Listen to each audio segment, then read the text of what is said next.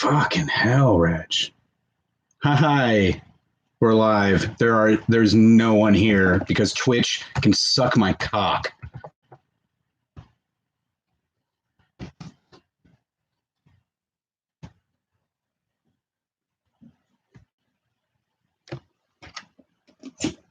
Hi, how's it going? I have to text my son this link. Because he's the only one who's even paying attention. I have to actually type this out too. Boy. Well, there's exactly 0 people watching right now, so I guess that doesn't matter. I'm just going to be talking into the void. How will I know the difference?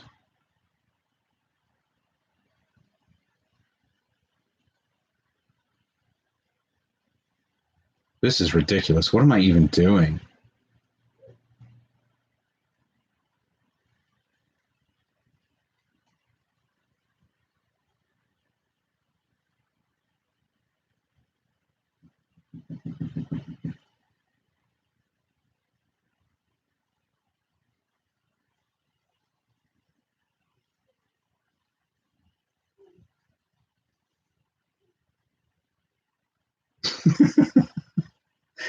Watch with bated breath as a man texts. You will believe a man can text. Ugh, I'll tell you. This here information age, it's not my thing. I get ridiculously frustrated when, stuff like Twitch doesn't work. It's really a bummer. I just want to make sure I sent the right link. God damn it. I don't think I did. Sorry, hold on. Once more, won't you please? Ugh, God damn it.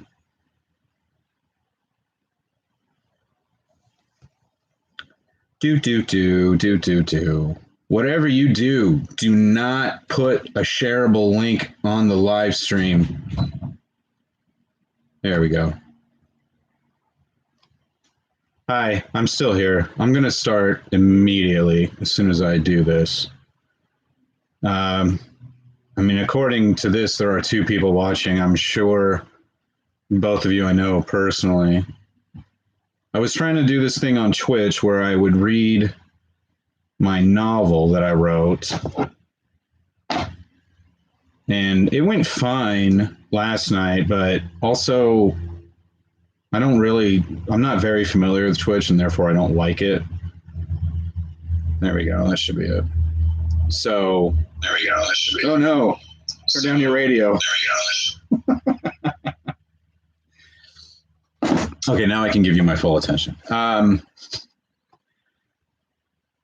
Started doing it on Twitch, and as ended up, and it seemed like I was just reading to my kid anyway, which is cute. I can just do it on FaceTime, I guess, but how will anyone know? But then there's like some trolls barging into the chat, and it's just like, dude, fuck off. And maybe that'll happen here. I don't know. But also now, just trying to do Twitch again, the fucking app kept shutting down. So fuck that. I'm already familiar with YouTube enough. Anyways, let's see. But if you ever want to chime in, let me know you're here. That would be swell.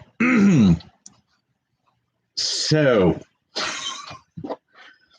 Lupo Danish never has nightmares. This is an instructional guide to how to put on an addition to your kitchen.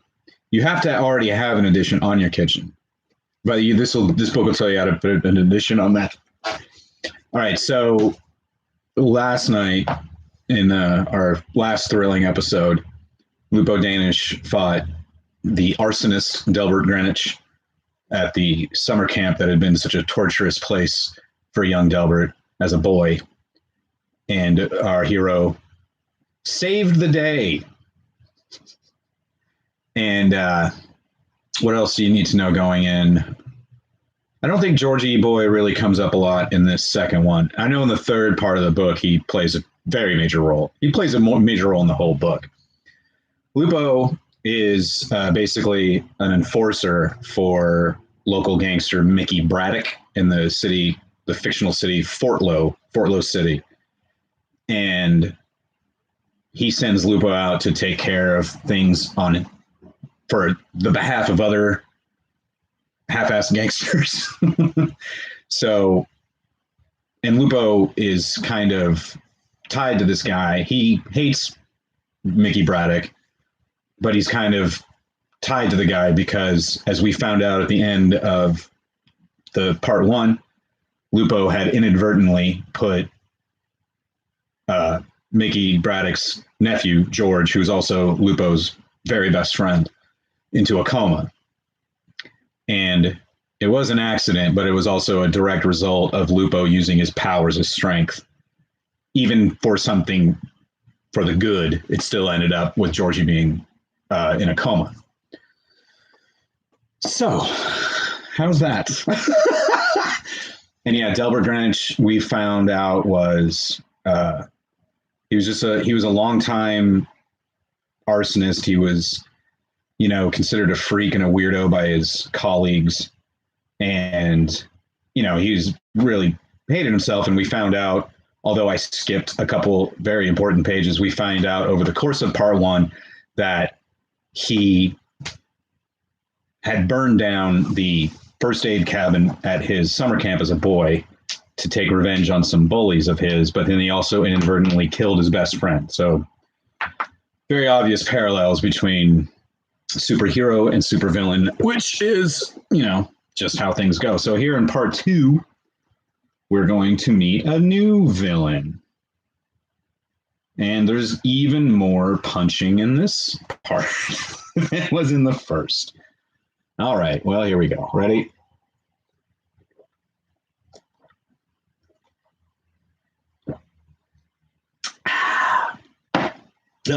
I ran out of good stuff and I haven't been to the store. All right. 1. Melissa shivered. Outside, the leaves were just beginning to turn, their edges creeping orange and brown. The sound of broom bristles on pavement kept a steady rhythm as children played touch football in the street, their new back-to-school sweaters piled on a nearby stoop. A mourning dove cried its bittersweet song. The dust pouring in from the skylight high above was softening to purple, and Melissa could tell it was around 4:30, the city beginning to bustle with rush hour traffic, people tired from an honest day's work, hurrying to be home with their families. Excuse me. If Melissa closed her eyes, she could just hear the buzz of their conversations, their laughter, could just feel the bite of the wind. Then another bucket of ice water was poured over her head. "Do not close your eyes," Leader said. "Do not attempt to escape, internally or otherwise, or your punishment will be even more severe." His voice was muffled behind his mask, a boxy helmet with a closed mesh screen set into the face, almost like a beekeeper's outfit. Leader and his followers all wore them, American flags stenciled crudely over the netting. 3 of his followers stood in a loose group behind him, machine guns hanging on straps from their shoulders like purses. Melissa could hear their wretched breath rattling around in their masks. One of them tittered softly. Leader leaned forward, his hands on his knees, and Melissa could make out the jumpy movement of his eyes as he searched her face. "We'll try this again," he said. "Who do you think you are?" I don't. "Who do you think you are?" Leader shouted, and the echo of his voice bounced off the moldy sea green walls, the chipped paint seeming to shudder. Melissa averted her eyes. Remember the times as a child she peered into this chamber and through. Oh, sorry. Hold on 1 second. I'm sorry. I want to make sure I sent the right link, or I tweeted the right link out.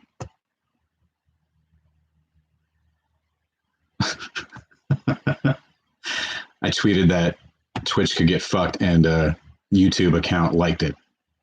So that makes sense. All right, yeah, that looks like it's working. Fuck it. Hi, okay, we're back. "Who do you think you are?" Leader shouted, and the echo of his voice bounced off the moldy sea green walls, the chipped paint seeming to shudder. Melissa averted her eyes. Remembered the times as a child she peered into this chamber through the other side of the glass in wonder. And now she was being held prisoner in the old shark tank at the abandoned Manchester Aquarium. Through the tears in her eyes, she could almost see the ghostly form of her own face as a child, a round-eyed little girl with that boring, straight brown hair. A sob choked her throat.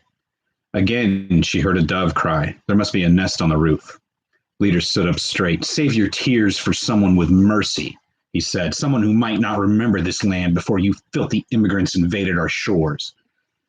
No, Melissa said. No, I was born here. My family is from England, but I silence. Sorry. The leader of American Ideals Reparations is not interested in your lies. I will not stand here and allow you to further pollute the air of this great nation with each foul breath you... Leader looked up suddenly. What was that? He turned to his followers. They looked at each other and shrugged. Leader said, who's on roof duty today? Is it Kenny? Because I thought I... And then a body came smashing down through the skylight. Leader and his followers moved back just in time to avoid the body of another follower. His mask was beaten in, crumpled, net loose from its setting. He landed face down, and Melissa could hear the flat, short squish of his body hitting the floor, imagined his internal organs rupturing. She felt her gorge rise, but she also felt a tingle begin at her ankles and climb up her body. Leader looked up and pointed, but before his followers could reach for their machine guns, the man in black leapt through the broken skylight. He jumped in, feet first, his arms out to his sides, and to Melissa, it was as though he was floating down. His black shirt was tucked snugly into his black slacks, and his hair was cut short, slicked back, but with a single forelock fluttering against his brow as he descended. She could see, even from here, that his shoes had a high shine and hard soles, which landed directly on the shoulders of one follower, knocking him flat to the ground. Another follower raised his gun, but before he could even bring it level, the man in black reached out and crushed the barrel with his bare hand. The squeak of the metal echoed in the empty tank.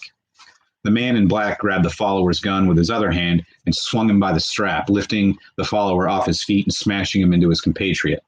Leader was the last man standing. The man in black wasn't even breathing heavily. You cannot defeat us, the leader shouted. We are many. We are legion. We are... The man in black punched him in the face. Leader flew back into the far wall of the tank, leaving a single crack in the thick glass with his head. Melissa only then realized that tears were streaming down her face. The man in black was blurry in her vision, and for a sharp stabbing moment she feared he was a figment of her imagination, a psychic defense to hold on to hope. But then he leaned over to untie her, and she could smell him, his musk and sweat, and a faint backdrop of something almost chemical, like chlorine. His large hands were gentle against her skin as he undid the knots. She blinked the tears from her eyes and looked up at him. Hi, he said. Again, I don't know why these guys don't just talk it out. Violence doesn't solve anything. I was kidding, but that kind of is the point of all this. Gail stood on the corner of Bazaar Street and Walter Avenue and watched the cumulus rolling toward the city of Manchester. She tightened the hood of her sweatshirt, her face unmade and her eyes a little blurry. She'd been cooped up in that hotel room for too long, 5 stars it may have been. She needed to feel the air in her lungs, the wind on her face. As she watched the sky, she saw a large bird far away, circling slowly, over and over. Friday night on Bazaar, and the babies were out to play. That was all Gail could see them as, grown infants wearing onesies that did not fit them anymore. Even with the impending storm, so few of them had coats or jackets, the girls all in tiny, slinky dresses, the boys in thin dress shirts, silk or nylon or some other ill-equipped material. It had been unseasonably warm lately, but that was no reason to take chances. They paraded past her, giggling, girls teetering on high heels, packing themselves into darkened, bass-heavy discos, or clubs now, she supposed they called them. She felt the weight of the 1970s sag her shoulders a bit. Perhaps she should have just stayed in. A laugh from behind her crawled up her skin. She turned and saw a Mexican wrestler on his cigarette break. The guy worked at the pizza place in the middle of the block, Mil Mascara's Pizza Pies, a big, gaudy, red brick storefront, neon sign above the door with a wrestler's mask alternately crying, laughing. He wore jeans and a t-shirt, his beer belly stretching his apron as he leaned against the wall, right foot up and flat against the brick. A thin sheen of flour coated his forearms. A cigarette was poked into the corner of his mouth, his white wrestling mask trimmed with black around the eyes, nose, and mouth, an M emblazoned on the forehead. Smoke shot through his nostrils as he chortled. Gail opened her mouth to say something, to ask what the hell he thought was so funny, when she saw that he didn't even know she was there. A group of girls, babies, were walking past, their dresses beginning almost below their cleavage and ending almost above their buttocks. They were all in solid, loud colors, pink, peach, lipstick red, summer colors, Gail thought, and here it was already fall. Each one of them was at least 20 pounds overweight, their leader's massive backside swiveling almost hypnotically. The masked pizza guy laughed again from deep in his gut. The girls pointedly ignored him, turning their powder noses up. Gail felt the prepaid cell phone vibrate in her sweatshirt pocket, but ignored it. The masked pizza guy saw Gail, and his grin broadened beneath his mask. He took the cigarette out of his mouth and tapped the ash off the end of it. He wiped his hand on the Mexican flag insignia on his apron. "I've seen the other side," he said. "What?" Gail said before she could stop herself. He laughed some more and said, "All of this. I've seen the other side of this." He gestured with his hand, including the whole block with one dismissive wave. "You, I'm not sure. But I, on the other hand, I definitely have." He took another drag, laughing around the butt end. Gail felt the blood rise hot in her face, her tongue searching for words, her mind searching for a reason to be so angry. What does it matter to her, the ravings of a grown man who has to wear a mask to work? Gail forced her mouth closed, tightened the hood around her face, and walked away, following the gang of fat girls toward the disco. "Club, damn it, club," up the block. "Ray," came a voice, and Gail turned back to see a chubby little thing emerge from the pedestrian crowd and run up to the masked pizza guy. She was no more than 4'11", but had to weigh at least 200 pounds. She wore a plain brown sweater and ratty jeans. The masked pizza guy pitched his cigarette butt and swept the chubby little thing up into his arms, swinging her around and then setting her down before leaning over to kiss her deeply through his mask. Gail stood transfixed. The masked pizza guy looked up at her again, cradling his girlfriend's adoring head against his chest. He smiled again, the material of his mask stretching against the size of it. "It's not a fall if you don't land," he said. Gail hurried up the block on her worn Keds, skirting the crowds by walking in the gutter. Over the noise of the clubs, the crowds, the cabs, and all the babies running around, trees shook their remaining leaves in the wind like maracas. Gail turned off Market to a side street and ducked into a laundromat, the only thing open on this block. Gail removed her hood and touched a hand to her bobby pins. She caught a glimpse of herself in the glass door and was surprised to not find herself delighted. Or not find herself disgusted, rather. Sorry, it's a much different. These past 2 weeks since she'd taken leave from work were the first in 25 years that she hadn't been made up. Her hair a stiff, beautiful helmet, her face a mask of cosmetics. Now, tiny hairs had already begun to sprout between her unplucked eyebrows, soft as an infant's. Her skin did not glow with facial moisturizer, but still looked soft and supple in her reflection. The wrinkles she had dreaded for years, decades now, were not spackled in with Rimmel lasting finish and Bobby Brown creamy concealer. Her laugh lines were nothing more than shadows on her pale skin. Freckles had begun to sprout again across her delicate nose. Gail almost allowed herself a smile before the phone in her pocket buzzed again. She reached in and turned it off without looking at it. The laundromat was an oven of fluorescence, and Gail unzipped her sweatshirt and looked around. The place was empty, but every single washing machine seemed to be running. Empty laundry baskets sat on chipped wooden benches. Gail walked down the aisle of machines towards the back, watching the angry water churn the sudsy clothes. At the back of the laundromat, underneath a television, a homeless woman slept, her black skin like burnt charcoal. Gail stopped, but the woman jarred out of slumber and focused her rheumy eyes on her. "Oh, ma'am, would you," she said, "would you have $1 you could spare? $1 just to spare, please, please." "I'm sorry," Gail said. "I don't." "Oh, please, ma'am," she said, tears in her eyes. "Please, this world, and I've fallen so far in this world, and I need help." And Gail shook her head. "No, I know, but I don't." And then she saw him on the television. Lupo Danish. Excuse me again. It's pretty good so far. I think it's going to end up a happy ending. Number 3. "Lupo Dupo," Mr. Braddock said, his pressed pants swishing as he approached. "The man of the hour, the tower of power. What's good, big guy?" Lupo stood with his arms folded. "I'm not talking to the press." "The press, please," Mr. Braddock said. "You think I want you talking to those vultures?" "Then what are we doing at a press conference?" Mr. Braddock drained his highball, the ice clinking against the glass. He held it out, and a small Guatemalan waiter plucked it from his hand and replaced it with a fresh one. "Having a drink?" Mr. Braddock said. "You want one?" Lupo grunted. "Yeah, of course," Mr. Braddock said. "Say, boy, a tonic water for my cheerful friend here." "Thanks, babe." The entire lobby bar was mirrored, and Mr. Braddock smoothed his hair in the reflection of a nearby support pillar, checking his doorknob ponytail for tightness. Lupo kept his eyes on the open door to the lobby, rolled his heels back a bit into the deep carpet. The same people took up space here as they did in every high-end hotel bar Lupo had ever seen. Excuse me. A wrinkled piano player with a wrinkled piano player with perfect teeth and a blue tuxedo tinkled on a grand in the corner. Men in strategically disheveled suits bought Cosmos for women with their hair up. The hotel bar was beginning to fill, but the murmur of conversation was still quiet enough to be almost soothing. Lupo just wanted to go home. The waiter handed Lupo his drink from a small silver tray. Thank you, Lupo said, but he'd already hurried off. Look, kid, Mr. Braddock said, what can I tell you? Manchester is a camera hog, has been for as long as I've known him. He wanted you to make a speech, but I talked him out of that. All you got to do is stand there and look tough. Lupo grunted.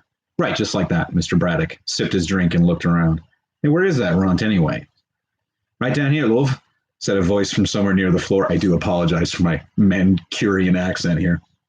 Lupo looked down at Mr. Manchester. He actually came up to about Lupo's chest, but he stood with his shoulders back, his feet wide apart. A short man who stood tall. Mr. Manchester wore a blue Tom Ford suit over a Brady Bunch t-shirt. His tan was just enough to look natural, though no Englishman could ever have been born with that skin tone. He wore his sunglasses indoors and a permanent grin. Fuck you, you fucking limey, Mr. Braddock said. They shook hands. All right, mate, Mr. Manchester said, and this must be Lupo. Hi, Lupo said. I'm really sorry. And stuck out his hand. There's not that much dialogue from him. Hi, Lupo said, and stuck out his hand, but Mr. Manchester leaned in and threw his arms around him. Lupo stood there with his arms out. Mr. Braddock said, hey, don't look at me. I didn't get a hug, and I've known him for years. Mr. Manchester clapped Lupo on the back and let go. Lupo, you've done me and me family a great service here, and I don't know how I can ever repay you, he said, dropping his H's. So it should be, I don't know how I can ever repay you. I know you've got steady work from this point. Speak English, Mr. Braddock said. But if you ever need extra work or if you're just in town, want to see the sights, give us a call, yeah? We'll get you sorted.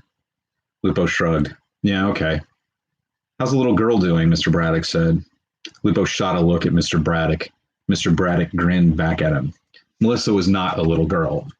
She was a full-grown woman. But to Mr. Braddock, Mr. Manchester's younger sister was just another favor he could pull out of one of his competing scumbags, a favor he could pull out using Lupo as the forceps. Lupo set his untouched drink down on the empty tray of a passing waiter. Mr. Manchester said, much better now, yeah, cheers. Now, Lupo, mate, Mickey here explained to me you don't want the attention or the fuss, and I can respect that, I can. But it would be a great honor to me just to have you up there with us. He removed his sunglasses, and Lupo could see the barest ring of pale flesh around his eyes, where the tanning goggles would go. Mr. Manchester put a sincere look on his face. You're part of the family now, mate, yeah? Through thick and thin, now better and worse. Good Lord. Lupo looked at Mr. Braddock. He nodded. Lupo shrugged. Yeah, all right. Brilliant. Mr. Manchester replaced his shades and clapped his hands once, rubbed them together. Now, everything's all set up out front of the lobby. They're just waiting on us. Let him wait, Mr. Braddock said. I got to take a piss. After he'd gone, Mr. Manchester said, charming fellow, him? Lupo said, yeah. So how is Melissa, really? And so, with great thanks to the Manchester Police Department, as well as the FBI, Mr. Manchester said to the cameras, and to the private detectives who are brought in to assist, me dear little sister has been rescued from the clutches of these evildoers.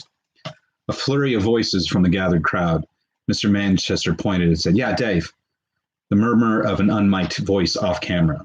Manchester said, yeah, apparently they were an anti-immigration domestic terrorist group, calling themselves the American Repair School or something. As you all know, I'm a citizen of this great nation, albeit naturalized, right? But me sister Melissa, she was born here, and she loves this country as much as any of us Manchesters do. I think it's clear that these so-called terrorists are really just after money.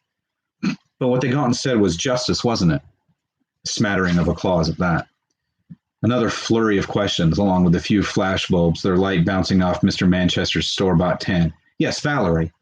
Mr. Manchester frowned seriously as he listened to the question. Right, well, the specific agency who come to our assistance wishes to remain anonymous. And he looked to his right at the tall, dark man who stood motionless at the end of the dais, staring straight ahead. Mr. Manchester cleared his throat. But I can't say that we became aware of their services through my dear friend and colleague, Mr. Michael Braddock of Fort Lowe City. Another smattering of applause. Mr. Braddock stood and smiled, raising his hands as though welcoming a standing ovation. Right, well, that about covers it, I think, Manchester said. In celebration of the return of me dear sister to our family, We will be hosting a gala ball in the penthouse suite here at the beautiful Manchester Arms tomorrow night. For those of you who cannot be in attendance, some polite laughter from the crowd, you'll be able to read all about it in the society pages on Sunday. Thank you again, and good night. I really do sincerely apologize for that accent. And then the camera panned back down to that asshole Ted. His new plugs is obvious on camera to Gail as the bad nose job he got back in '91. But Gail barely noticed. All her intensity and rage focused on that monster, that murderer, Lupo Danish. The homeless lady cocked her head at her. Hey, she said. Hey, I know you. Aren't you? Gail brought both hands up to her face as sudden tears sprung to her eyes. A single choked sob escaped her lips. The homeless lady said, Wait, yeah, you're... Gail swept her arms up. The front door of the laundromat burst inward as a massive rush of wind flooded into the place, a miniature hurricane. The wind blew Gail's hoodie about her ears, flapped the sweatshirt against her torso, but she stood firm. The homeless lady let out a squawk as the wind slammed her against the bank of dryers at the back of the room. The television rocked on its platform and then fell forward, smashing Ted's stupid face into the floor. The roar of the wind rose to a howl as Gail raised her arms. The homeless lady said, No, you're not. And then she checked her texts really quick. And Gail pulled her arms down slowly as though she were conducting an orchestra.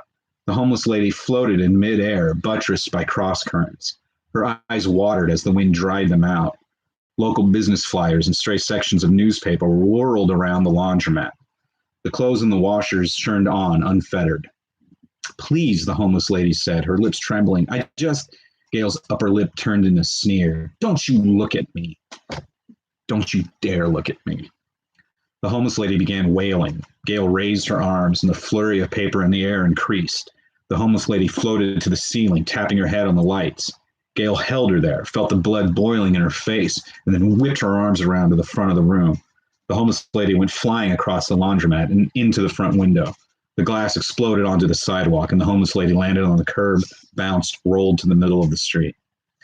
Gail dropped her arms to her sides, and all the scraps of paper in the air, all the refuse dropped to the ground.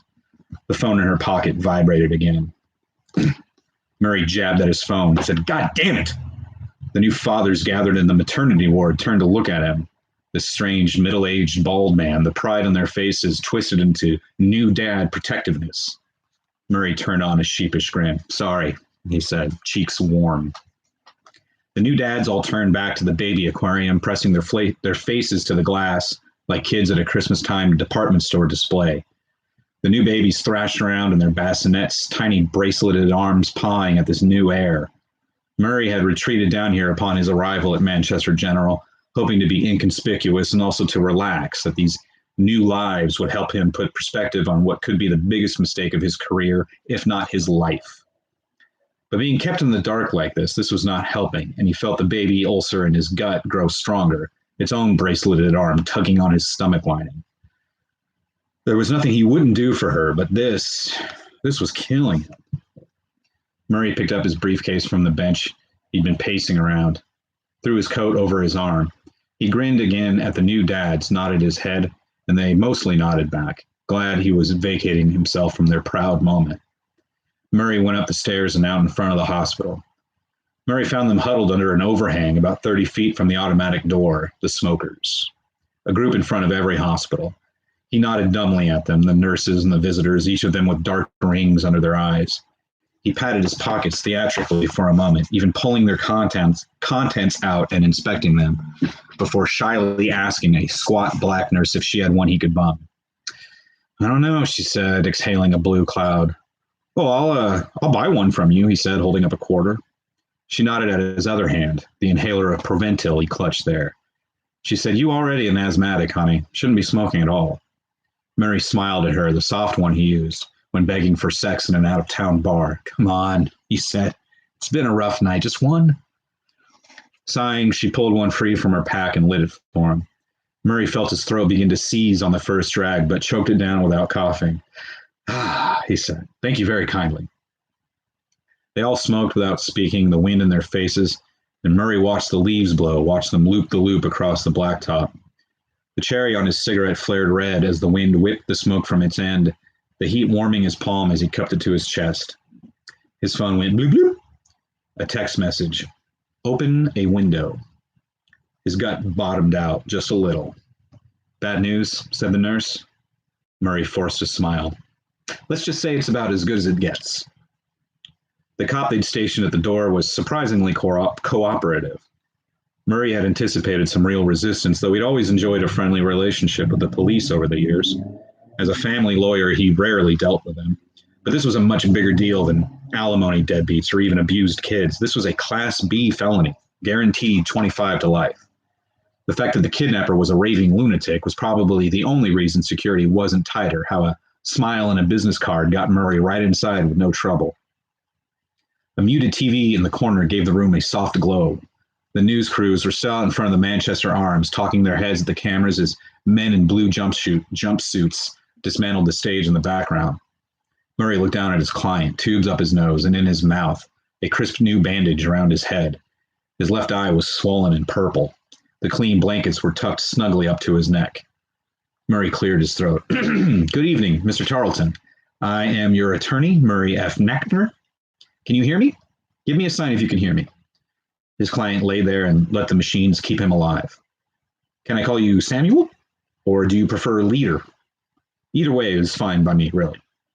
His client seemed to take an extra large breath, but Murray couldn't be sure. Okay, well, I'll try again tomorrow, sir. Murray walked over to the window. It seems a bit stuffy in here, though. Let's get a little air in here, shall we? Is that all right with you? Murray unlatched the window and pushed it up just a couple of inches. The wind blew his coat back, and IV tubes bounced off each other with soft ticks and tacks. Murray looked out at the street 15 stories below. An ambulance pulled up to the hospital, its siren off, but its lights flashing red. There, that's better. I'll be in touch, Mr. Tarleton. Anything? The cop on the door said. Murray put on his grave face. Nothing, I'm afraid. I'll try again tomorrow. Yeah, the cop said. He won't be going anywhere. Murray nodded solemnly, and he waited a beat or two and said, Officer, would you happen to have a cigarette? Uh-oh, Murray's smoking. That can't be good.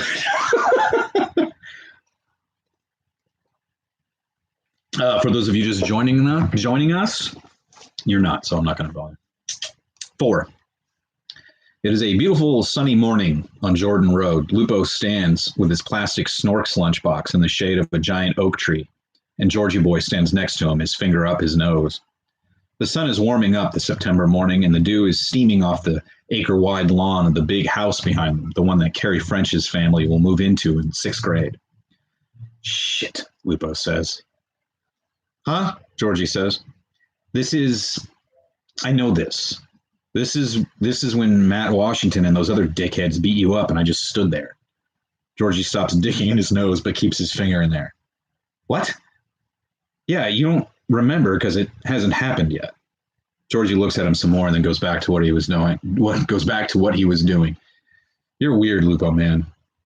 Don't touch your face during this pandemic. Sorry, I forgot about that. Lupo takes a deep breath, switches his lunchbox to his other hand. The thermos he filled with milk weighs down one side, but other than that, it's empty. He takes from his pocket the $5 lunch money his mom gave him as she hurried him out the door, and he puts it into his lunchbox. The wind begins to pick up, and Lupo looks to his left. Down the winding street, he can see Matt Washington, that beady-eyed little shit stain, and his buddies coming up the road, horsing around in the empty street. Big black clouds roll towards them from the horizon. Huh, Lupo says. What? I don't remember that, Lupo says. I don't remember it raining today. Lupo is afraid to turn his head, afraid to see the grown-up Georgie Boy in his hospital bed, or as a zombie, or as Mr. Braddock, or some other trite subconscious imagery, but he turns his head anyway. 10-year-old Georgie Boy looks up at him, his eyes sad. There's nothing you can do. None of this has happened. Lupo takes a breath. He can hear Matt Washington and his buddies getting closer, their stupid giggles full of bloody knuckles and motley crew. Lupo faces straight ahead, looking across the street, except the street is now a rushing river, salmon leaping out of it. The public bus bench on the other side has an ad blazoned across its back. Jobs? Not for you, asshole. Dial 1-800-GET-FUCKED. In the corner is a little red devil winking. Oh man, Lupo says. The sky darkens as the thunderheads roll in. Someone's at the door, Georgie says. Yeah, Lupo says. Lupo, Georgie Boy says. Someone's at the door. 5. Lupo untwisted the sheets from his legs and went to the door, rubbing his eyes. Above the couch in his suite hung a painting of a Depression-era magician pulling white doves from his tuxedo sleeve. It was hard to tell if his smile was sinister or merely pleasant, or if that was just the way his mustache had been painted. All the paintings in this book, as in like anything I write, are usually real, but I think this was just some old-timey vaudeville poster or something. Sorry. Melissa stood on the other side of the door, hugging her bathrobe to herself. It was a deep black bathrobe, and her legs were almost a blinding white beneath it in the dim of the hallway. "Yes, ma'am," he said. "Are you okay?" she said. "Yeah, I'm fine." "I heard shouting." Lupo frowned. "Huh. Yeah, I don't know. I was sleeping." "Were you having a bad dream? Isn't your room in the penthouse? How could you have heard shouting?"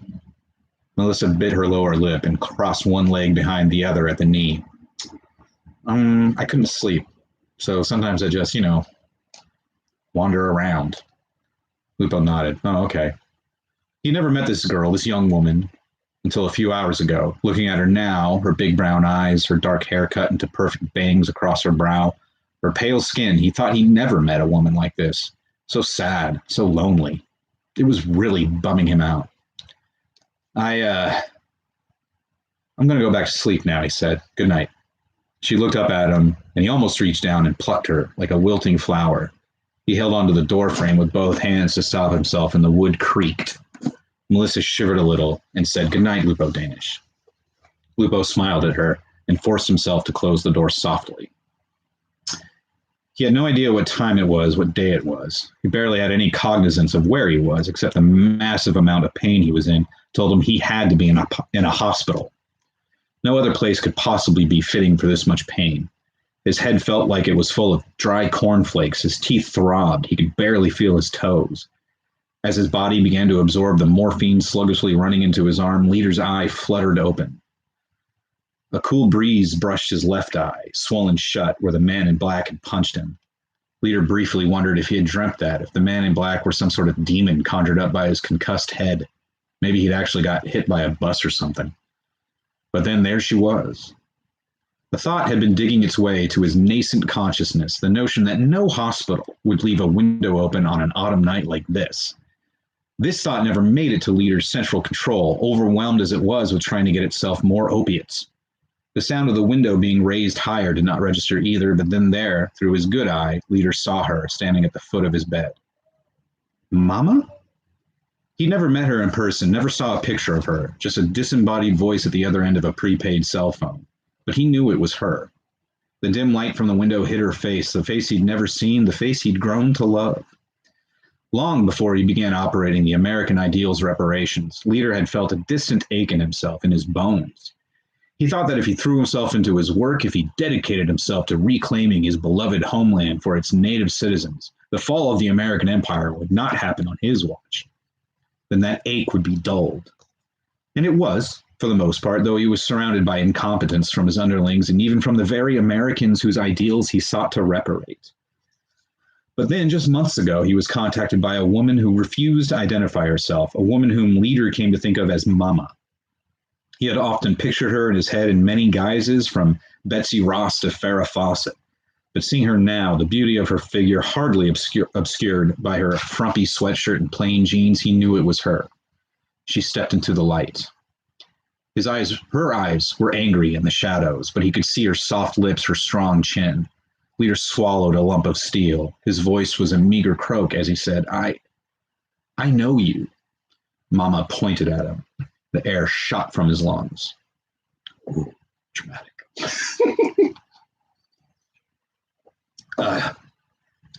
When Melissa was a little girl, she fell in love with a mailman.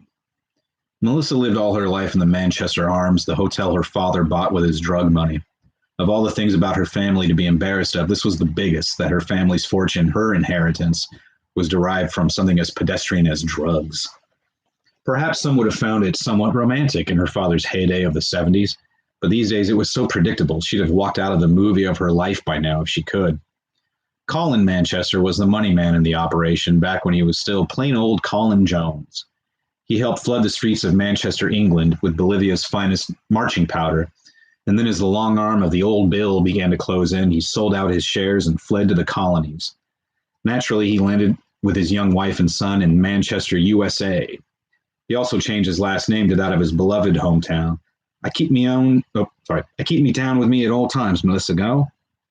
That city raised me to be the man you see before you today.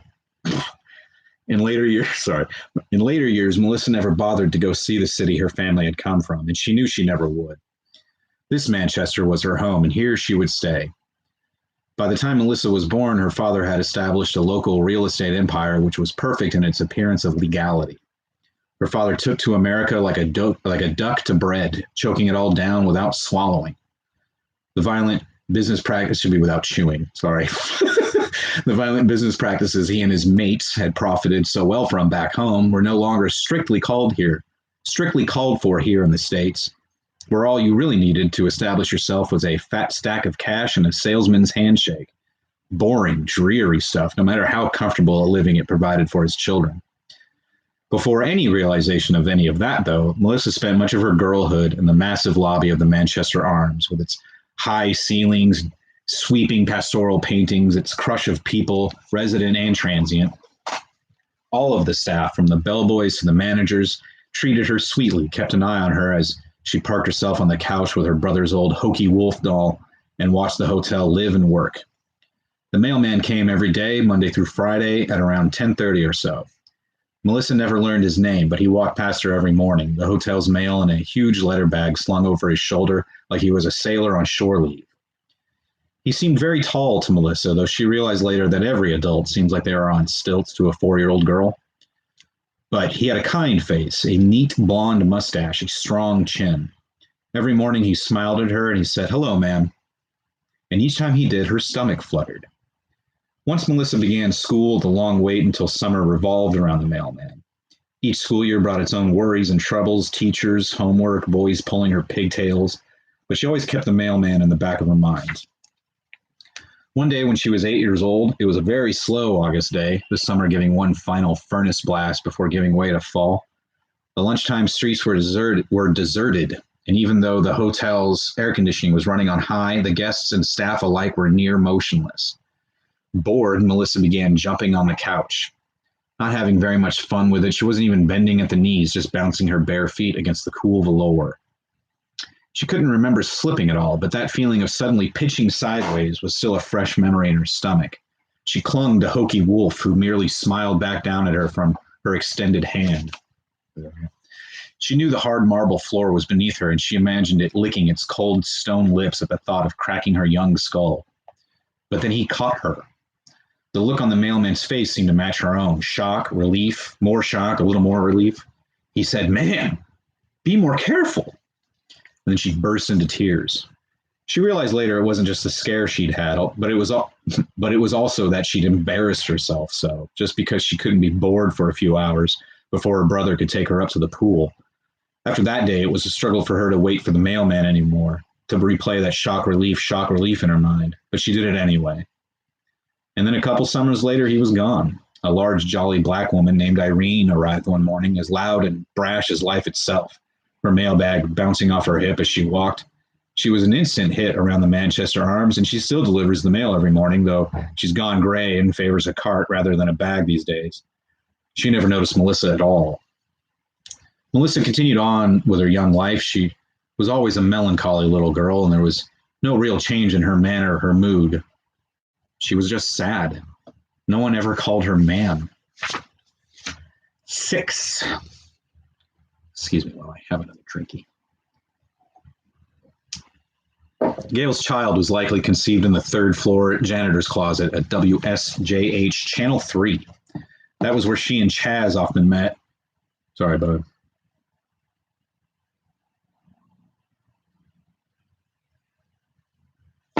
That was where she and Chaz often met after the 11 o'clock broadcast. They'd gotten a hotel room every now and again, especially when Chaz's wife was out of town and he needn't dream up overtime for himself. His house full of kids and live-in nannies was out of the question, but he pointed out that the bleak hotel rooms they indulged in were more depressing than anything. And something about that janitor's closet was just so, well, hot, for lack of a better term. Gail found she agreed with him despite herself. The sex was phenomenal.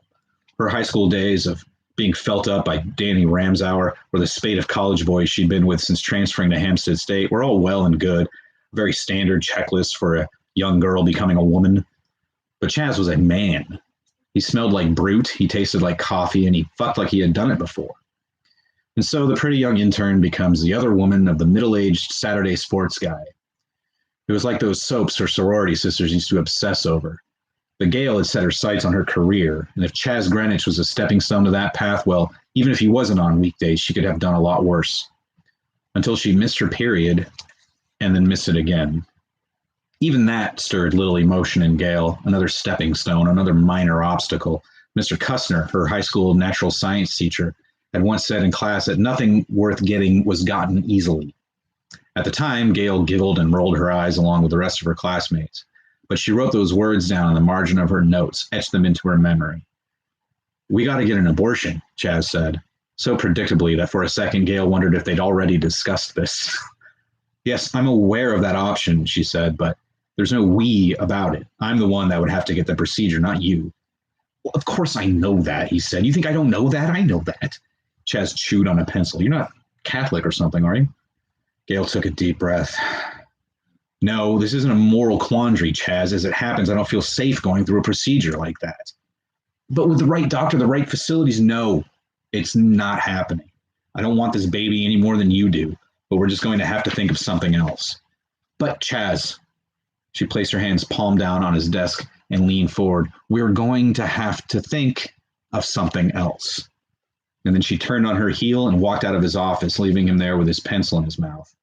She smiled at people she passed in the hall, got into the elevator, and rode it down to the bottom level of the underground parking garage. There, in an isolated corner, she screamed until the driver's side window of a nearby car shattered.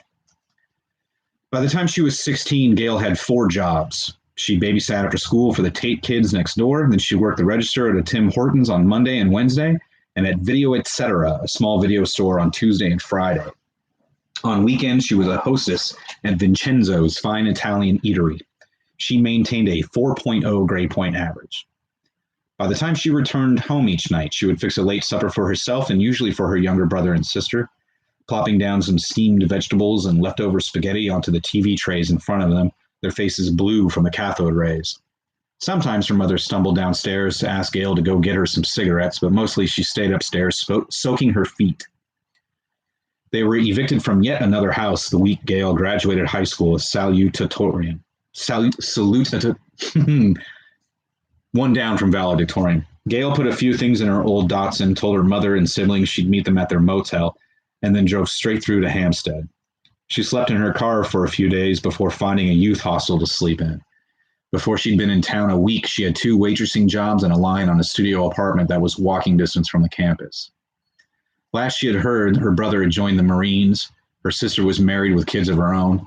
Gail never found out whatever became of her mother.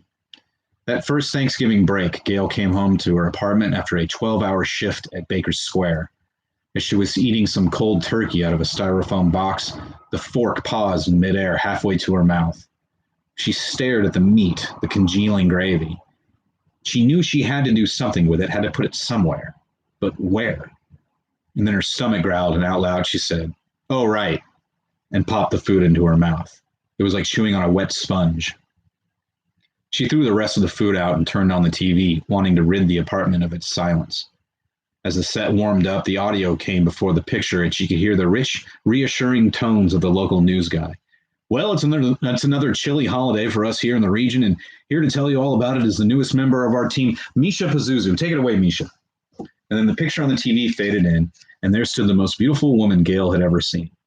Misha Pazuzu smiled at her, and Gail felt herself smiling in return.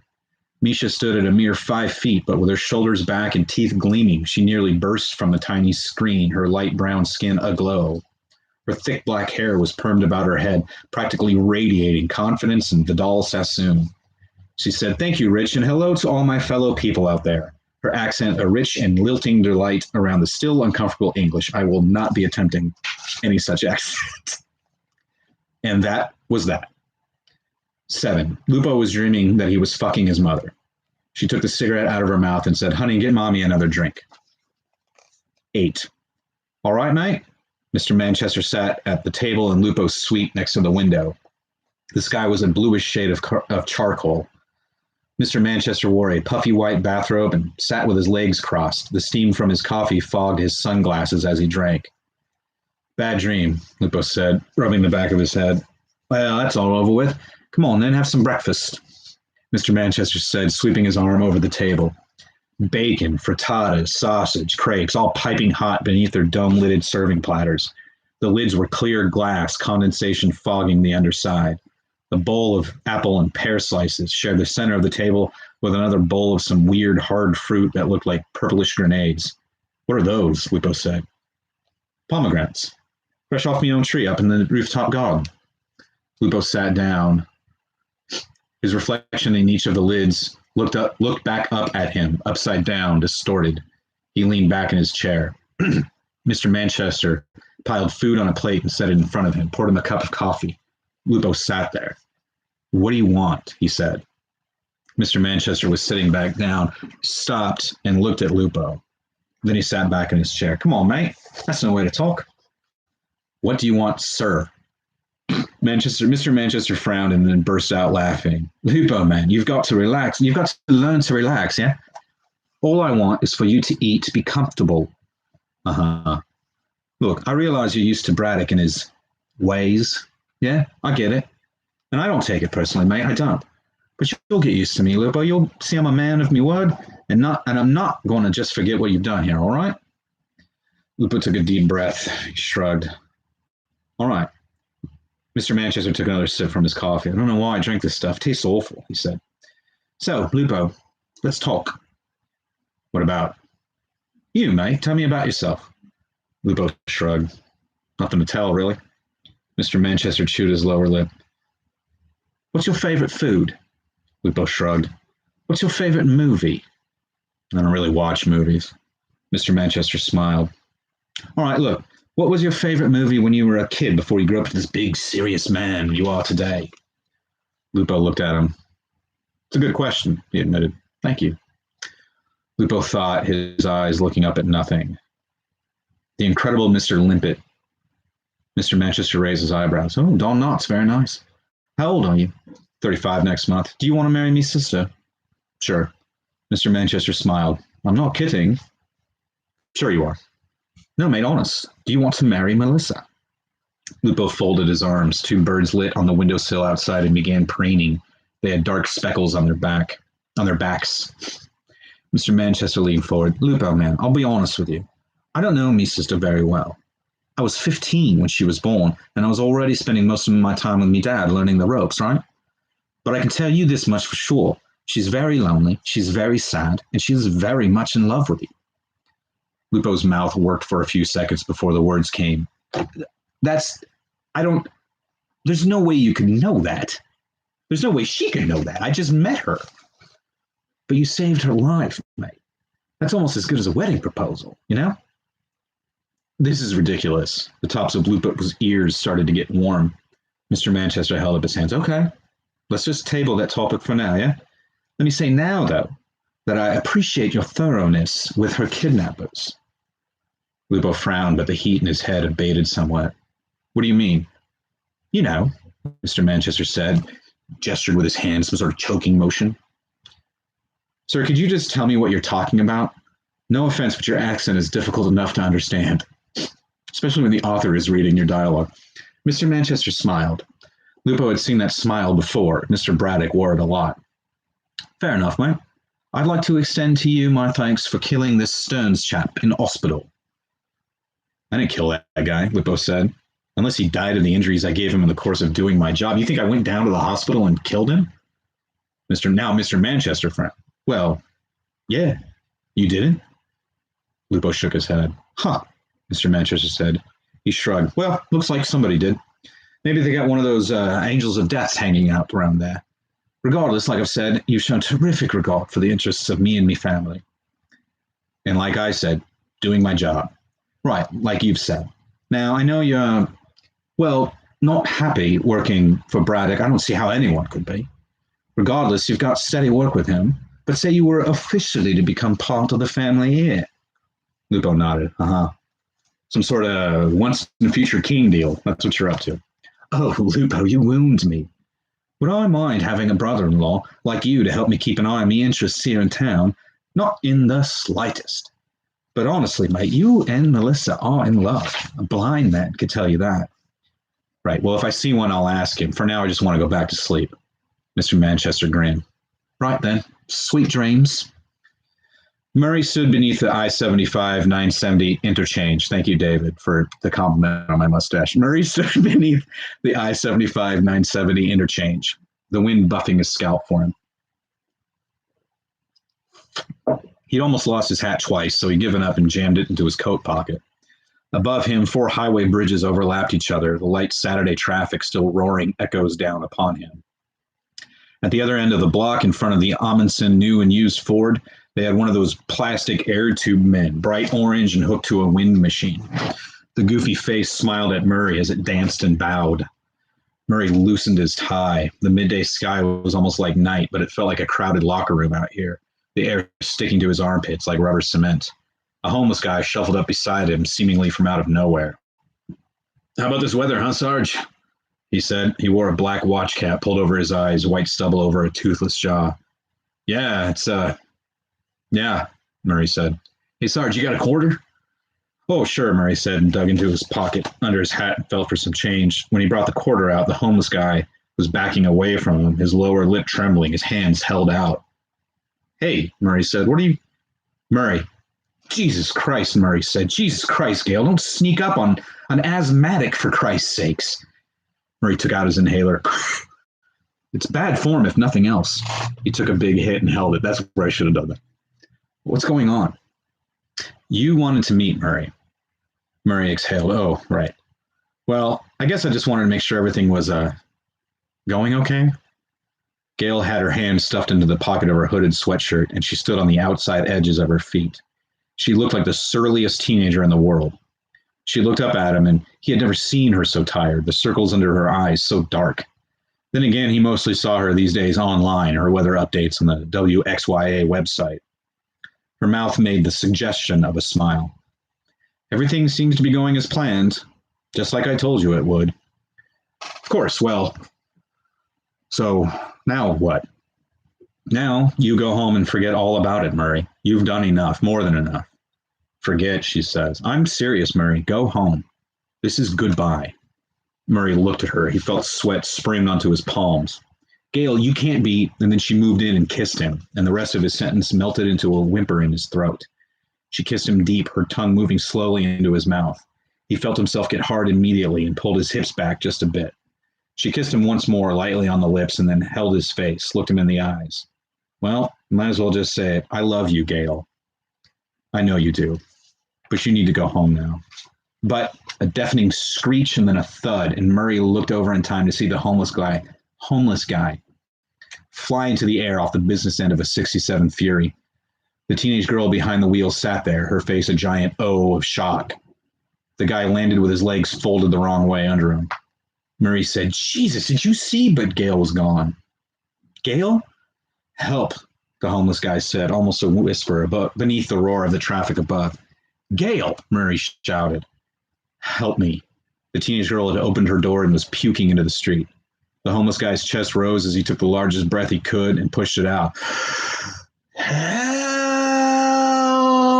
And then he started coughing blood. 9.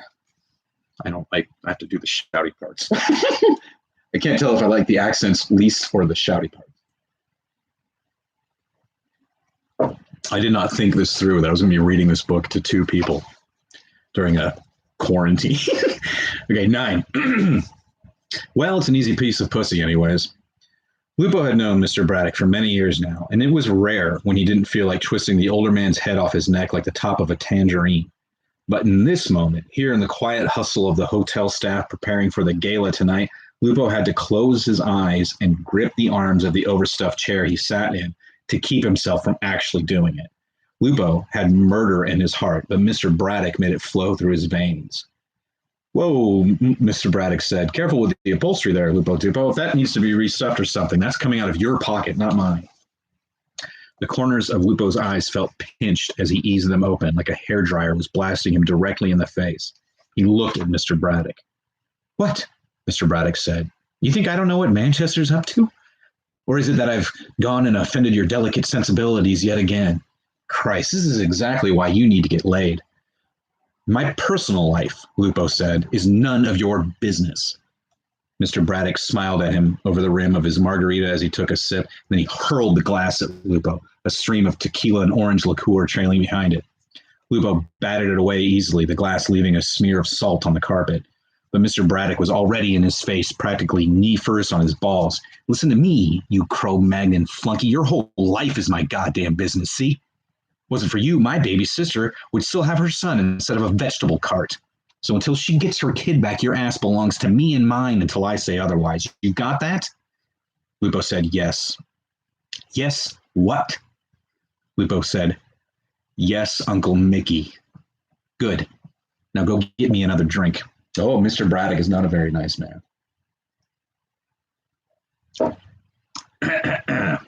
The ballroom was on the 30th floor, just below the penthouse suite of Mr. Manchester himself. The staff went about preparing the room in an almost desperate silence, as though speaking aloud would tip over the punch fountain. Behind the bar in the corner of the room was an oversized Guinness bar mirror. The logo blocked out the reflection of Lupo's eyes as he stood and waited for the bartender to make Mr. Braddock's drink. As soon as Lupo was released from jail that summer years ago, all charges dropped. He went straight to the hospital.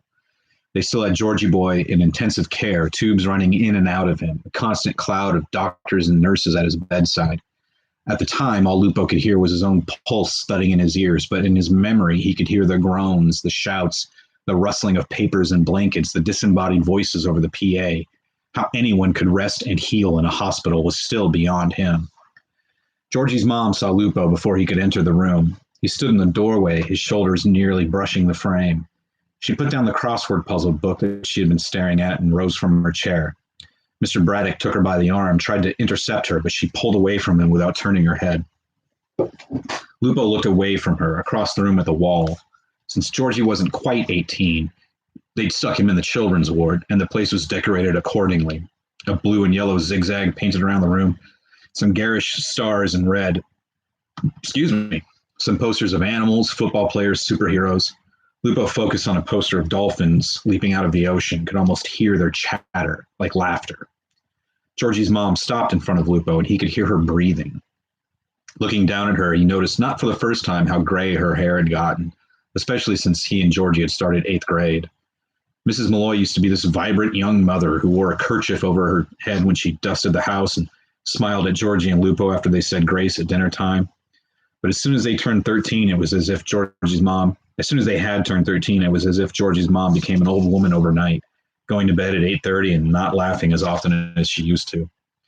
She hadn't gotten any more gray than the last time Lupo had seen her, but she hadn't gotten any less either. You are a monster, she said to him, and then she pushed past him and walked down the hall to the elevators. Lupo watched her go.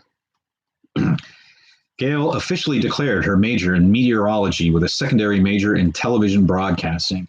It meant an extra 2 years of schooling, but her honors scholarship covered most of her tuition, and she got a third job answering phones at an AM talk station during morning drive time. Not exactly her field, but she had to start somewhere. She also began her daily makeup regimen, which she would not abandon for years. She spent almost $100 a month on cosmetics and also joined one of those gyms that had begun cropping up everywhere. She slept maybe 6 hours a night, but that was really all she ever needed. People who got tired also got lazy, and Gail had no time for any of that. Despite this ridiculous schedule, Gail managed an active social life, if for no other reason than it would look good to future potential employers. She became a tri-delt and was made deputy house mother her junior year. It was during her second senior year that she began her internship at WSJH. You broke my window. Gail's legs went numb. She'd been working at the station for months now, and these were the first words Misha Pazuzu had said directly to her beyond "nice to meet you." A fresh sob lodged itself in Gail's throat. I'm sorry, honey, it's okay. Misha's accent took on a light southern lilt as though she thought all American sympathy came from Georgia. Windows get broken. I wish I could convey that. Whoever wrote this is very good. I'll pay for it. Gail wiped at her eyes, her tears hot with shame. Miss Pazuzu, I've been wanting, you're one of, I wouldn't be here if not for you. Misha tilted her head, her stiff hair brushed against one shoulder pad. And this makes you cry? No, no, no, no, no. Honey, come here, Misha said and opened her arms wide. Gail ran a finger under her nose and took one ginger step toward her. Misha beckoned with her fingers, and the garage lights danced across her exquisite nails. Come on, it's okay. Gail had to almost squat down to reach Misha's embrace. When Misha said, It's Chaz, isn't it? Gail crumpled into her like a kite on a suddenly still day. Misha stroked her hair as Gail bawled into her shoulder. That son of a bitch, she muttered. Don't worry, honey. This isn't the end. You'll land on your feet. I promise. Gail nodded her head, smearing mascara into Misha's red blazer. This book does not pass the Bechdel test. I am truly sorry to say.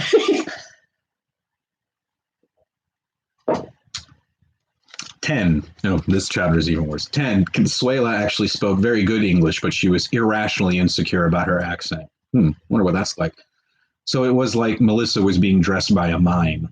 A very friendly mime, but still. Melissa only kind of remembered her mother. Two very stark memories stood out. Once, she spanked Melissa very hard for breaking a vase, and Melissa remembered screaming and crying, and the subsequent look of horror on her mother's face only made her cry harder. But the other memory was of the Christmas when Melissa was 6 years old. She awoke at around 5 in the morning, her head popping off the pillow. She rushed down the stairs to see what Santa had brought her, but at the top of the stairs, she noticed her mother standing at the window. The lamp on the end table next to her was on, and Melissa could see her reflection in the glass. She wore the same red terry cloth robe, the one her father referred to as that ratty thing. Her hair was up in a loose ponytail, and she held her mug of tea with both hands close to her chin, and the steam fogged her glasses. On her lips was the most beatific smile Melissa had ever seen in her short life, and on her mother it was even more out of place. Her mother was a gentle and kind woman, but her smile was usually nervous or excited. This one was simply peaceful, so much so that it caused a 6-year-old on Christmas morning to stop running for the tree. Consuela reached around and patted Melissa on the tummy. She sucked in a breath, and Consuela zipped her up. Her hands on Melissa's shoulders, she guided the girl to the closet mirror door. Melissa stared at the girl in the mirror, the young woman in the mirror. Her hair sat atop her head in proud curls. Melissa was sure she was wearing more makeup than she ever had in her life, yet Consuela's light touch had rendered it almost invisible. Her cheeks glowed, and her eyes were even wider, her eyelashes fuller. When Melissa saw how far the neckline of her black dress plunged, she reddened a bit. As if on cue, Consuela draped Melissa's mother's necklace around her delicate throat, the tiny dove pendant glistening with a silver polish. Melissa now felt beautiful down to her toes.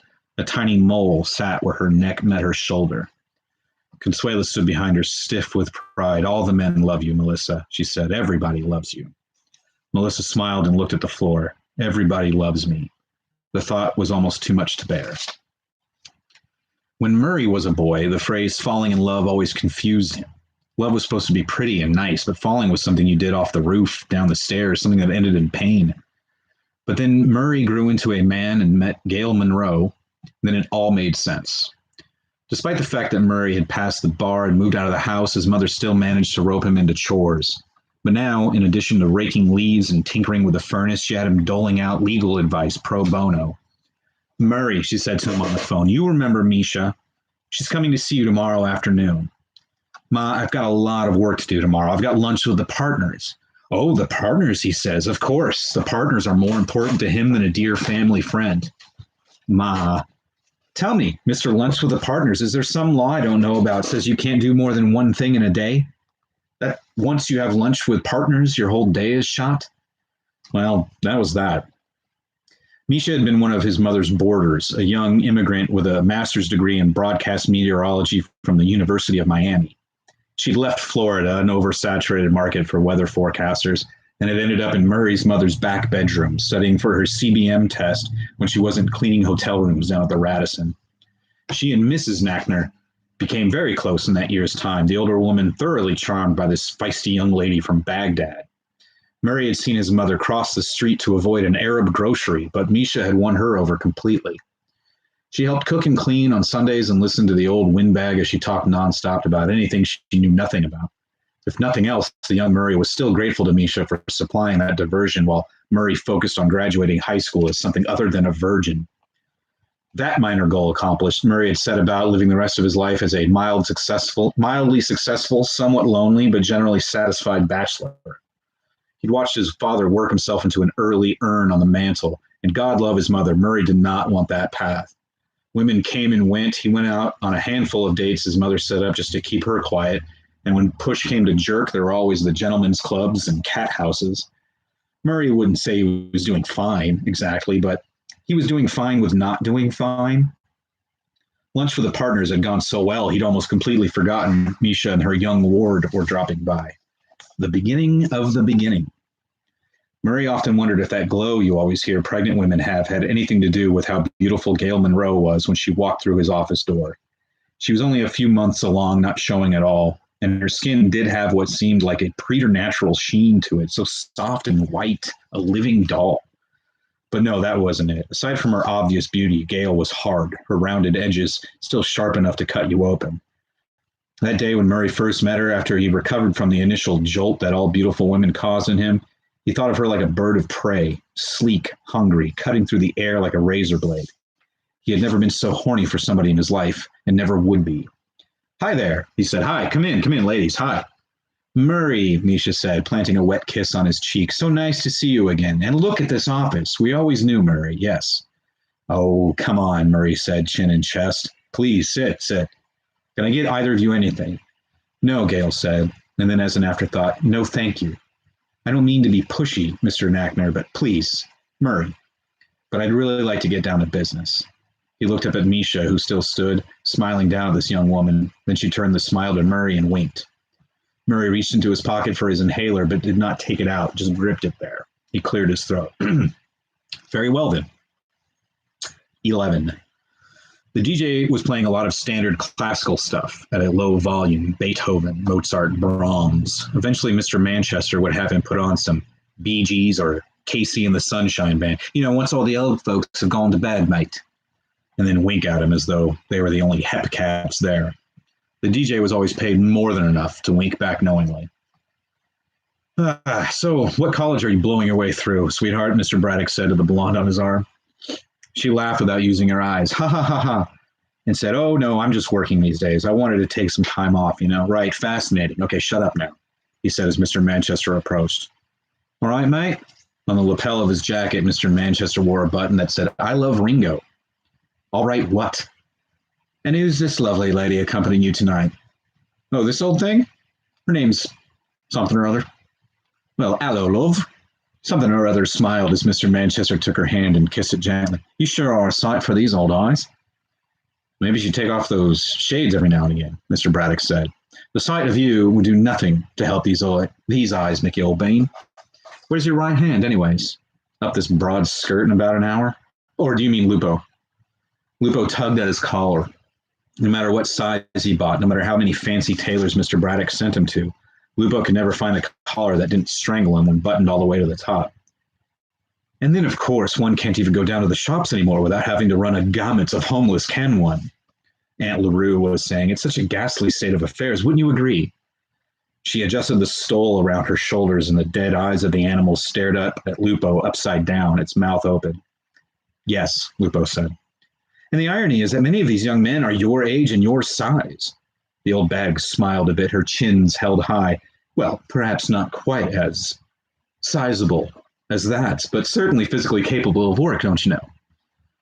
"Yes, ma'am." Lupo stared back at her stole. The light reflecting back from its black eyes almost made it seem like it was winking at him. Lupo looked away from it and at an enormous painting across the room which extended from the ceiling almost down to the floor. It was a pastoral scene, a field of wheat bending in the breeze. Trees in the background were delicate shades of orange and gold. In the middle of the field, her back to the viewer, was a young woman standing straight, her hair trailing behind her and to the left. In the middle foreground, two doves gently circled one another in midair. Aunt LaRue followed Lupo's gaze. "Ah, yes," she said. "Magnificent, isn't it? And that's my niece standing in the middle ground there." "Melissa?" Lupo said. "Oh, no, dear boy. Her mother, Mariah. Melissa is my grandniece, yes." She smiled with introspection. That painting was completed shortly before dear Maria departed this mortal realm. Lupo said. Yes, quite tragic. Cancer, don't you know? And the artist, I'm led to understand, was so distraught when he heard of her passing that he committed suicide. Lupo looked at the woman in the painting. Her dress was blown to the left as well, and it clung to the supple curves of her right side. You don't say. Yes, so very ghastly, and yet so romantic as well. He considered this painting to be his masterpiece. Yeah, Lupo said. It's not bad. Aunt LaRue laid a manicured hand on Lupo's bicep. Oh dear, your bow tie has become loosened. May I? And she reached for his throat. She doesn't have an accent. Lupo caught her by the wrist and she let out a small squeal. A few heads turned. Lupo forced a smile onto his face. I'm sorry. I just need some air. Will you excuse me, please? Oh my, well, yes, of course. Lupo let go of her and shoved his way through the crowd. The ballroom had high ceilings, but with this collar and this passel of tuxedos and evening gowns all staring at him, it felt like he was going to brush his head against one of the chandeliers. As he made his way to the big French doors in the back of the room, he got caught in the massive line for one of the buffet tables. Plates of ahi and coconut shrimp and oysters Rockefeller piled high. He bumped into a bald man who then spilled punch on his shirt. The man turned around saying, "What is the meaning of?" But one look at Lupo's face and his jowls quivered with a nervous laugh. Terribly sorry, excuse me, he said. Lupo placed a hand on his shoulder. You're going to be just fine, sir, he said with grim determination. If we all just stick together, we'll pull through this. Together. The man's eyebrows, bushy white caterpillars, danced a confused jig on his forehead. Yes, quite, he said. Lupo squeezed his shoulder once more and then let himself out onto the balcony. The door was immediately caught in the wind, and he had to put his shoulder into it to close it again. Before it could latch, Melissa squeezed her way through. Nice night, she yelled over the howl. A few loose strands of her hair whipped at her face. Yeah, lovely, Lupo said. He turned and looked out over the city. Here on the north face of the building, the clouds barreling towards Manchester were almost at eye level. Even the sparkling cityscape below seemed to tremble as if the lights were all Chinese lanterns swinging from ropes. Melissa gestured for him to follow her towards the southwest corner of the terrace. Lupo did so, looking back up at the gargoyle standing guard outside the penthouse windows. Though the wind stung his eyes and ripped the breath from his lips, the briskness awoke him. It was as though the wind were blowing all the filth and boredom of the last couple of hours off of his clothes. Melissa led him to a small topiary in the corner where the stiff bushes in perfect geometric shapes acted like a windbreak, made it so that they could talk without shouting. Are you cold? Lupo said. Melissa stopped rubbing her arms. No, I'm fine. Yeah? Yes. What was that all about? She said, pointing with her chin back towards the party, not with a finger. Lupo looked over his shoulder. The glow of the lights through the silk drapes seemed even hazier with the wind howling past. What, you mean that old guy? Mm-hmm.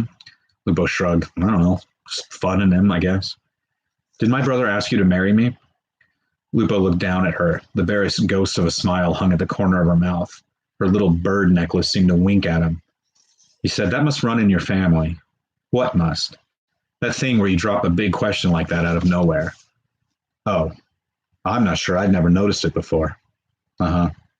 Well, did he? Yeah. Melissa sighed, began rubbing her arms again. Lupo unbuttoned his coat and put it around her shoulders. She took it without looking up, snuggled into it. I'm not surprised. He's been trying to get rid of me for a while now. College night didn't work out, so marrying me away is his only. Are you not wearing a shirt? She looked up at him, her eyes wide. Lupo looked down at his own bare arms. Yeah, it's a dickie. Too much formal wear. It makes me itch. Are you serious? Why would I kid about something so stupid? Take your coat back then. It's going to rain. Lupo looked up at the clouds, purple and swollen. He said, well, if it's going to rain, we should just go inside. Melissa pulled a face, and Lupo remembered she was a teenager just a few short years ago. I don't want to go back in there. Well, he said, and cleared his throat. Thunder rumbled above them. What are we supposed to do? There was a flash of lightning, and then Lupo was gone. It was a lot less trouble than anyone seemed to think, though, of course, Murray realized that without him, it would have been difficult. All the paperwork and fees, and especially all the interviews and questions, which is what Gail really wanted to avoid. But all Murray had to do was make a few phone calls, and the future of Gail's child was pretty much mapped out. or as mapped out as it could possibly be. After Murray discussed all the particulars with Gail that day, he made a call to his buddy Roger over at the Open Doors Adoption Agency. He laid out for Roger what he needed, and before he was even done explaining, Roger came up with a name, the Maitlands. They were a nice barren couple who lived in the suburb of Newbury. They had plenty of money, so they took in foster kids like elderly women keep stray cats. They were both kind, caring people who never abused the kids, never tried to juice their tax credit. Gail's child would be welcomed and loved. Gail stipulated to Murray that she did not want her child to be adopted, that when she was able to provide for the child would come back and live with her. Murray did as he was told, though he was certain it was less about being able to provide for the kid than it was the stain on her reputation. Gail wanted to be the next Misha, a local celebrity beloved by the city, whichever city she wound up in. Murray did not judge her for this, and not just because he had fallen in love with her already. Sometimes sacrifices had to be made to get ahead in this world, and if there were human sacrifices, that was just a shame. Never seemed to hurt the Aztecs any. Murray then met with his freshman roommate, Eddie the Ginch Peterson, whose father had gotten him a soft banking gig after their graduation. Murray could barely tolerate the Ginch any more than he could when the guy was always hogging their dorm room to bang chicks. But it only took one lunch meeting to set up a trust fund for Gail's child to be made available to the child in 18 years. Murray was so grateful to the Ginch for expediting the whole thing that he paid for lunch himself, didn't even charge it to the firm. Murray met with Gail twice more before the baby was born just to get some papers signed. He could have just mailed them to her, but he wanted to see her again. The pregnancy was just fine, she told him, the baby as healthy as could be. Murray wasn't enough of a scumbag to hit on her, but he could sense that she could sense his feelings. He also sensed that she was grateful that he kept his feelings to himself. The second time they met, at the Prevailing Winds Cafe, she said, "So this is it." Murray stopped stirring his coffee. "I'm sorry?" She placed a hand on her belly and said, "As soon as the baby's born, I'm going to be moving to Manchester. Misha got me a job there at WXYA, Channel 5, a network affiliate." She smiled, her eyes down, embarrassed by her joy. That's great." Murray could feel more of his hair about to fall out. He reached into his pocket, held onto his inhaler.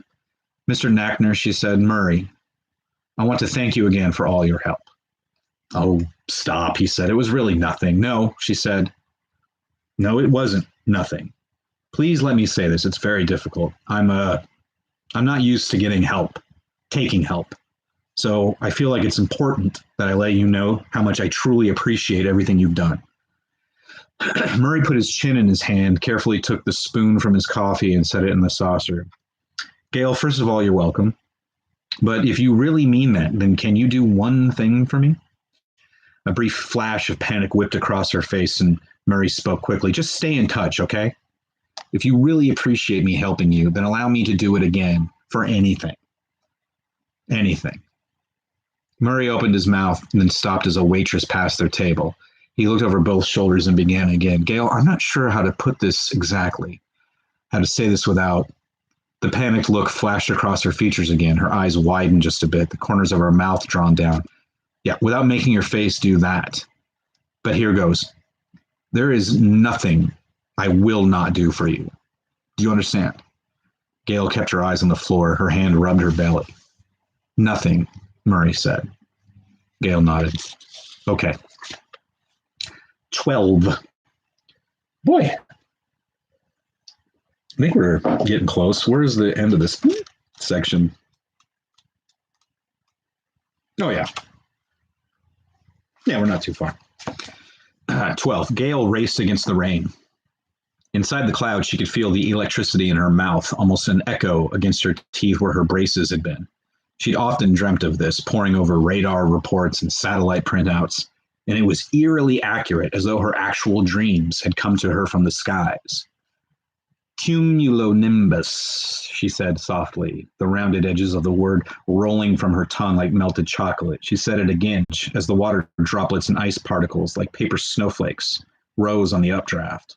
They danced before her, and she could see straight down into their hydrogen and oxygen atoms. The strings of her hoodie played in front of her face, and she, too, rode the updraft higher into the cloud. Cumulonimbus. Gail was soaked all the way through, water dripping from the cuffs of her jeans and then instantly rising above her head. She pointed her toes like a ballerina and felt the static electricity tickle the follicles of her hair. Alive. Gail bent herself into a pike position, knees straight, bent at the waist. The static beneath her built an electroencephalographic map to match the one in her brain. Try saying that 5 times fast. She pushed herself downward and held her breath as the negative charges pushed ahead of her. She held her breath. She felt the space between the ions and the cloud grow, felt the ions of her own body rage. She pushed herself harder, faster, the heat from the faraway earth pushing back against her like a dead sponge. She thrust ahead. She rode the lightning. Gail hurtled towards earth like a wet Icarus, no fear in her bones. Her wings could not melt. She was not falling, for she was here now, exactly where she planned. Behind her, above her, all around her, the thunder cracked, and she could feel the raindrops behind her, hurrying to catch her. Gail led the storm to the city below. Gail led the storm to Lupo Danish. Chivalry might be dead, but it was killing Lupo. First, Lupo gives up his jacket without remembering he didn't have a real shirt on, so he looked like an idiot. And now he had to beat the hell out of this woman he had never seen before while in midair and while wearing a dickie. Lupo looked up into the face of this woman who held him aloft by the armpits. Her face was twisted into a smile, her eyes the kind of blue you usually only see in special effects. He looked over his shoulder down at the city below. The rain pounded down and made kind of a cone of empty space beneath his head. From up here, the city looked like a circuit board that was about ready to fritz out. The hell with this. Lupo punched her in the face. Almost of its own accord, his fist pulled at the last second, every masculine trait learned in his life screaming at him to never hit a woman. He still felt her nose give beneath his knuckles, still felt the mash of her teeth against her lip. The woman only smiled wider, and Lupo could see tiny branches of blue electricity play over her teeth. She said something, but the wind whipped the words away from her lips. She dropped him. Lupo fell for a second, and then she caught him by his left arm and swung him headfirst into the nearest office building. Lupo's head bounced off the brick and then dragged along the row of windows, smearing plaster dust over their surface. He caught sight of one lone executive working late, his desk lamp reflected in his eyes big as collector's plates. She bounced Lupo off the corner of the ledge and then tossed him higher into the air. Lupo's body spun slowly around, the blur of the city's lights melting into thunderclouds and then back. It was actually quite beautiful until the woman shot up and punched him in the kidney. Lupo suddenly had to pee, and this quick pain in his bladder slapped him back to reality. He swung at the woman, but she easily dodged him again. He began falling again, this time far and fast enough so that his dickie tore from his cummerbund and slapped him in the face. He could still hear nothing but wind rushing past his ears, the sound like the inside of a giant conch shell. But he could feel the woman rushing towards him, the air and rain displaced just before she punched him in the bare stomach. He felt his abdominal muscles clenched around her small fist, and she had to tug just to get it back. Lupo reached up and tore the dickie from his face and off his neck. His body spun around again, so he was facing the ground. The buildings on either side of him rushing past like two northbound trains, the thin ribbon of the street widening like a gyre. But he felt her coming again, felt the rain on his bare back dwindle. He kicked backwards like a mule with both feet. Without leverage, it was little more than the thrashings of a dying man, but when he connected with what he guessed was her face, he could almost hear her shock, her surprise at this wingless bird still fighting. Wasn't going to help with imminent impact, though. His stomach yawned and his ears popped, and his only regret was that he was going to die shirtless. 13. Good old lucky 13. Gail hated this baby. First of all, he decided to show up 2 weeks early. Gail was eating 2 lunches in the commissary when she felt the baby kicking, stomping on her bladder. This was nothing new, so she leaned back in her chair and rubbed her belly, just waited it out. She closed her eyes and breathed. But as she did so, she heard somebody at the next table spill their apple juice on the floor. She opened her eyes to see who it was, but no one was sitting anywhere near her. That was when she felt the wetness soaking through her sweatpants. Gail tried her best to waddle out into the street and hail a cab, but then the contractions kicked in, and she almost fell over right there in the lobby. The receptionist with the bad acne went white as Gail clutched the edge of the check-in desk, her bangs already sweaty, sticking to her forehead. Excuse me. The receptionist finally picked up the phone and called upstairs. Why she didn't call 911? I don't know.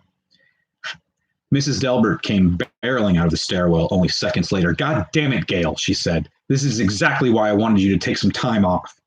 And then she caught herself and smiled at the few people in the lobby who stared but didn't move. Everything's fine, everyone. Just a new member of the WSJH family on the way. Mrs. Delbert knelt down and lifted Gail to her feet. She was deceptively muscular, and she practically carried Gail down to the parking garage. Fucking ambulances take forever, she told Gail, her heels clacking back to them in the echo of the garage. I'll drive you myself. Mrs. neck clenching like a giant vice. Vise? You know what I mean. Gail could no longer bite back the screams. You listen to me, Ms. Monroe. Do not panic. Do you hear me? You will not panic. Mrs. Delbert laid on the horn. Get the fuck out of the way. But even as her spit flecked the windshield, Mrs. Delbert reached over for Gail's hand. Gail squeezed her hand in both of hers, and even though she drove one-handed while her other hand was being crushed into a diamond, Mrs. Delbert pulled up onto the curb outside Blessed Heart of Hampstead Emergency Services in half the time any ambulance could have done the trip. Call Misha, Gail told her as they wheeled her away. Call Misha. I will, sweetheart, Mrs. Delbert said, and she kissed Gail lightly on the top of her head. Gail had been having regular checkups since she moved to Manchester, and she was told very early on that she had absolute cephalopelvic disproportion.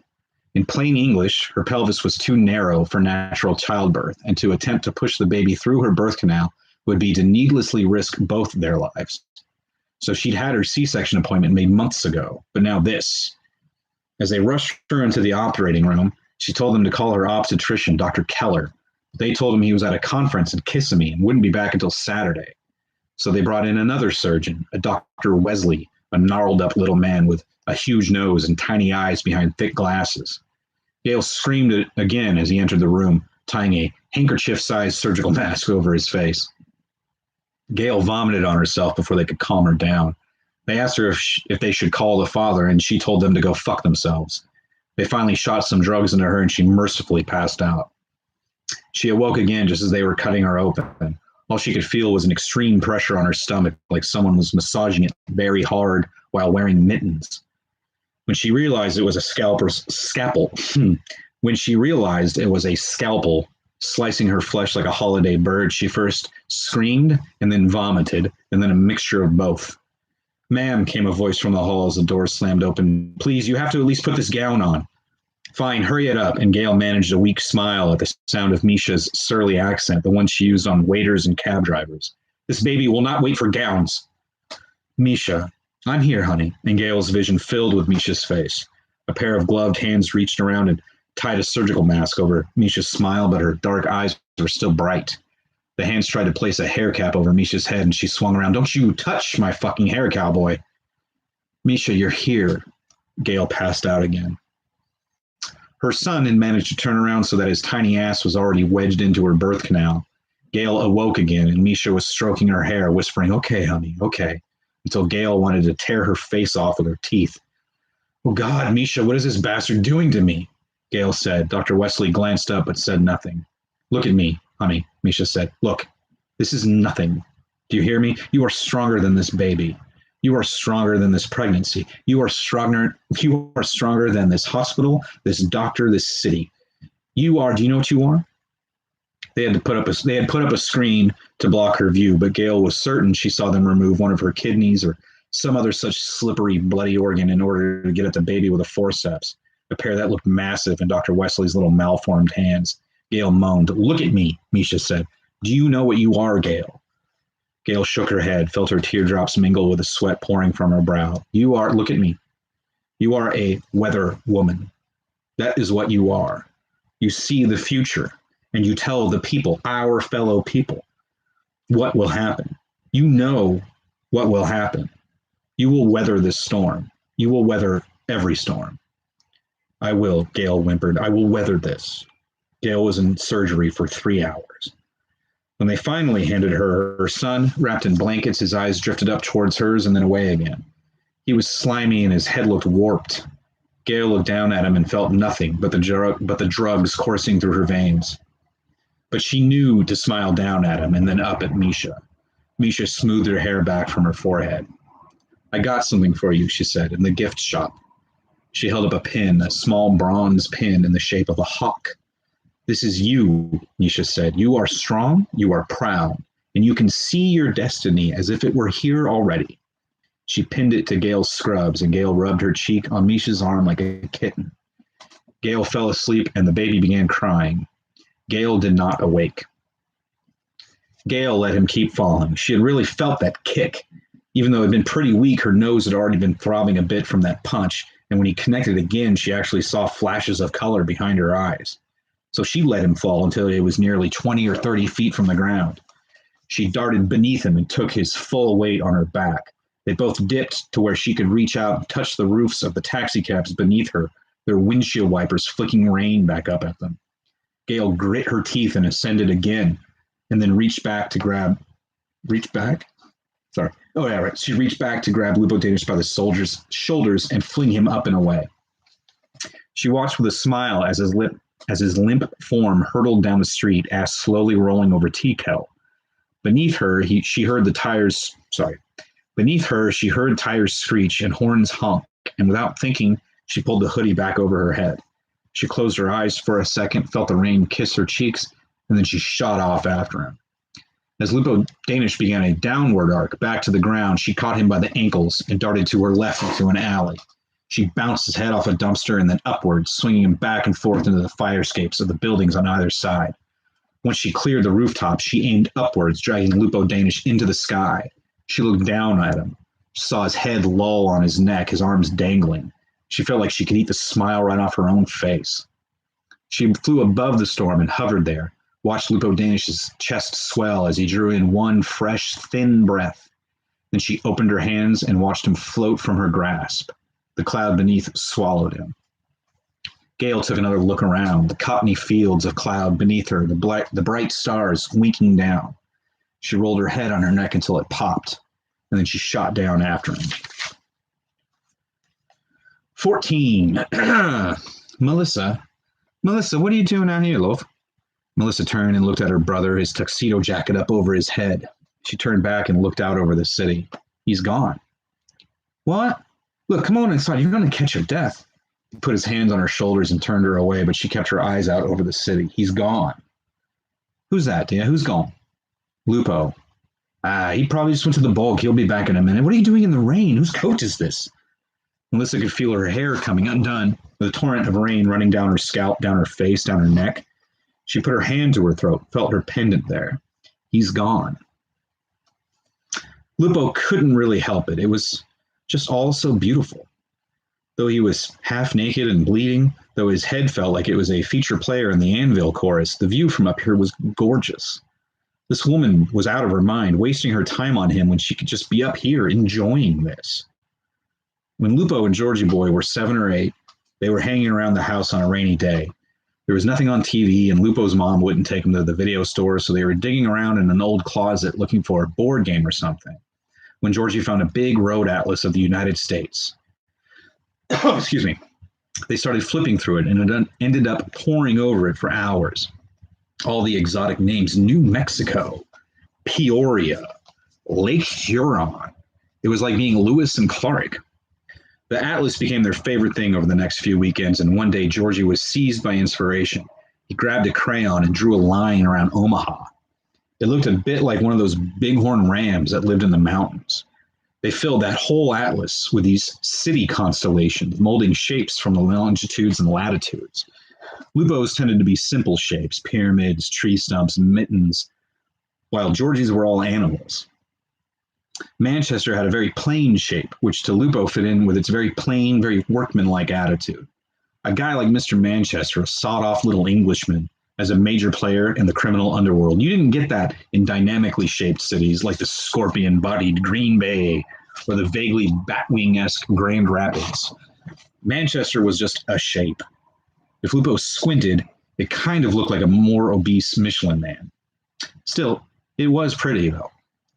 As he plummeted further, the city began to lose its shape, became more of a collection of sharp and hard objects rushing up to greet him. Lupo saw that he was headed towards the roof of a tall building, the pointed roof of a water tower aimed at him. He began rolling himself over so he was facing the sky. It wasn't easy, but he didn't think a face-first landing was going to do him much good. Murray stood at his hotel room window and watched the rain patter the glass. He loosened his collar a bit. He briefly wondered if he should go to sleep or maybe spring for a pay-per-view porno movie. There was a flash of lightning, and Murray saw a man falling out of the sky a few blocks away. Excuse me. He closed the drapes before he heard the thunder. Goodness, how did I get so gassy? 15. Once the baby was born, Gail finally got braces. Dr. Keller had told her that normally oral surgery while pregnant was not a huge risk, but in her case, he didn't feel she should take unnecessary chances. Especially since your teeth are just fine, he said with a wink. A lot of winking in this. I'd forgotten about that. Dr. Keller was a nice man, handsome, with a good job. So though she didn't agree with his opinion on her crooked front teeth, she heeded his advice and waited. Her first appointment was a week after she moved to Manchester. For the next year and a half, Gail suffered excruciating headaches and a severe peanut butter withdrawal. But as she lay in bed after each orthodontist appointment, Tylenol 3 coursing through her veins, she focused on her breathing. Breathe in, breathe out. One breath comes in, the other goes out. It would all be worth it, the pain and the money. She would be Manchester's most beloved weather lady. She would be the Misha Pazuzu of this city. But that wasn't going to happen, saddled with crooked teeth. It was another 2 years before she finally got in front of the camera. She had worked her way up from intern to researcher to copywriter. She had taken eloquence lessons, oh, that's a good idea for me, in every available broadcasting class of the local community college just to stay in practice. But before she left her dressing room, she turned to the mirror and smiled. Her perfect, beautiful teeth smiled back at her. She was going to eat this town right up, and it was going to love every second of it. The wind in Lupo's ears was like a Roman candle, that searing whistle right before the crack of an explosion. He closed his eyes and took a breath and willed his body to go loose. His fingers waggled in the wind like they were boneless. When he hit the water tower, he felt at least 3 ribs crack. There was a rush of wet, hot air, and then he was plunged into the water. He saw it explode up all around him because he's on his back. He hits the water with his back. He saw it explode up all around him, a canister of water that grew higher and higher until it folded in on itself, swallowing him as well. He closed his eyes and exhaled, blowing bubbles. The water slowed him down, but he still hit the bottom of the massive tank almost as hard as he hit the roof. His body burst through the thick wooden panels and into the steel rigging holding the tower up. His elbow took a bad bounce off a thin girder, and he almost socked himself in the face, a jolt of pain shooting up his arm into the nerves in the back of his neck. He hit the roof of the building and felt it sag beneath his force and weight, but it held. Only for a few seconds, though, as 10,500 gallons of water careened down out of the tower like a fist and punched him through the roof and then down 2 more stories. The sudden indoor waterfall Lupo found himself in turned him head over heels, but after the second ceiling he burst through, he landed on his back, shoulders first, and somersaulted himself backwards out of the way. He rolled like that until he hit a wall and pushed himself up onto his feet. He smelled like a shrimp fart, and breathing felt like he was being stabbed in his left lung, but he was alive. Lupo shook his head, pushed his wet hair back up out of his face.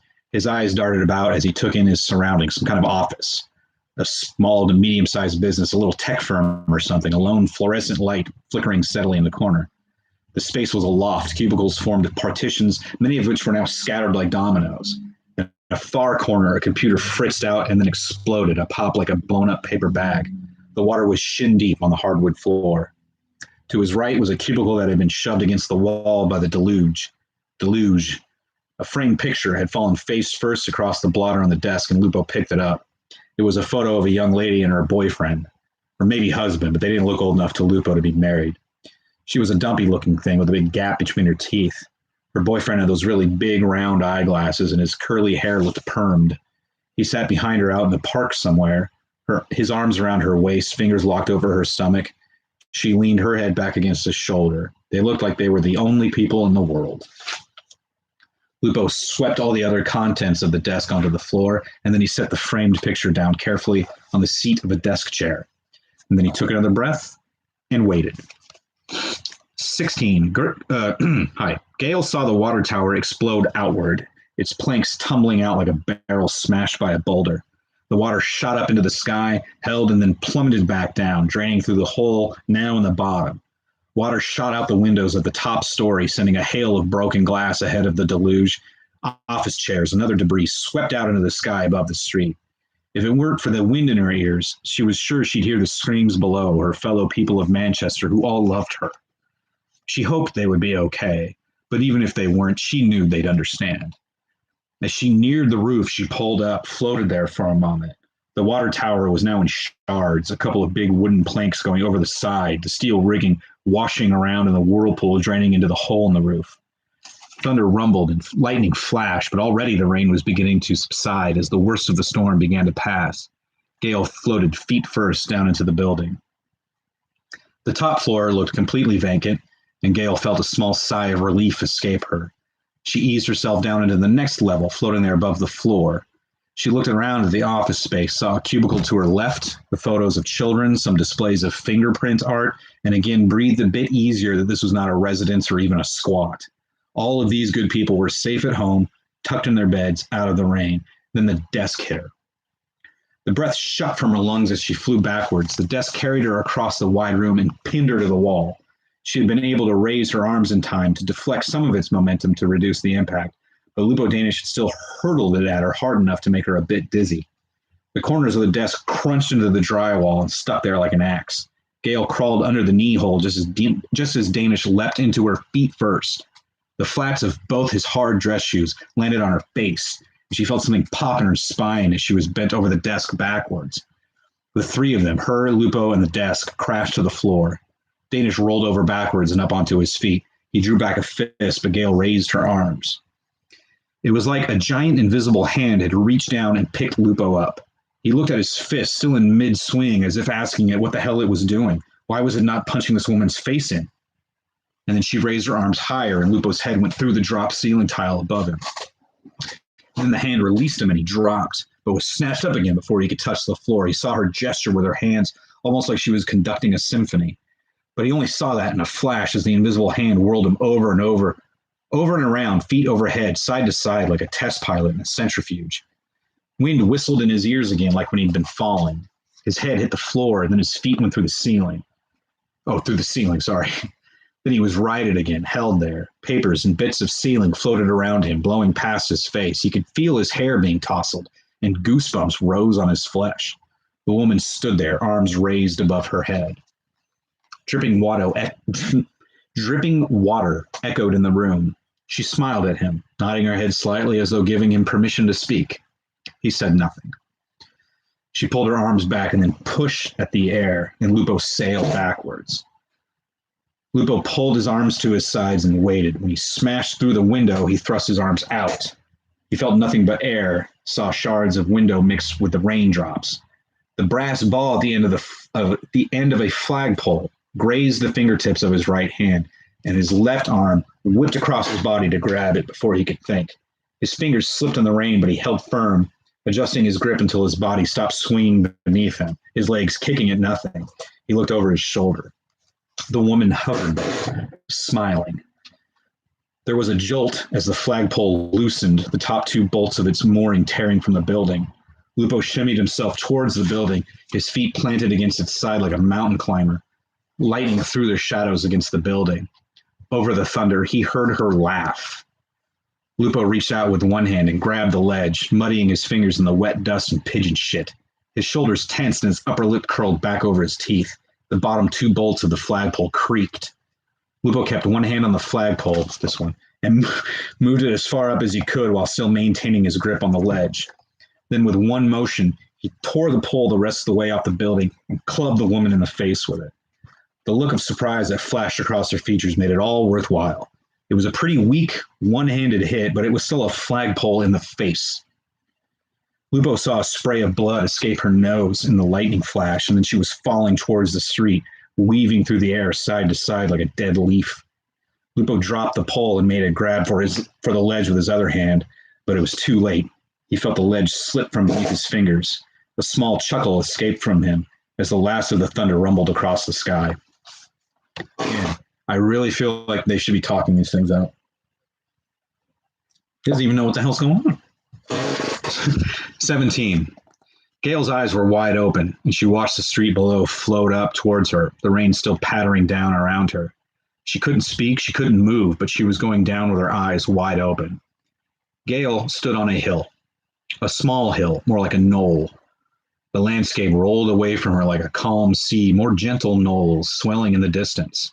The grass swayed, the handful of trees stood at peace, offering their shade to any and all. A small boy, no older than 3 or 4, ran ahead of her. He had black hair and wore red overalls with a green striped t-shirt. As he ran toddled, his giggles floated back to her on the wind.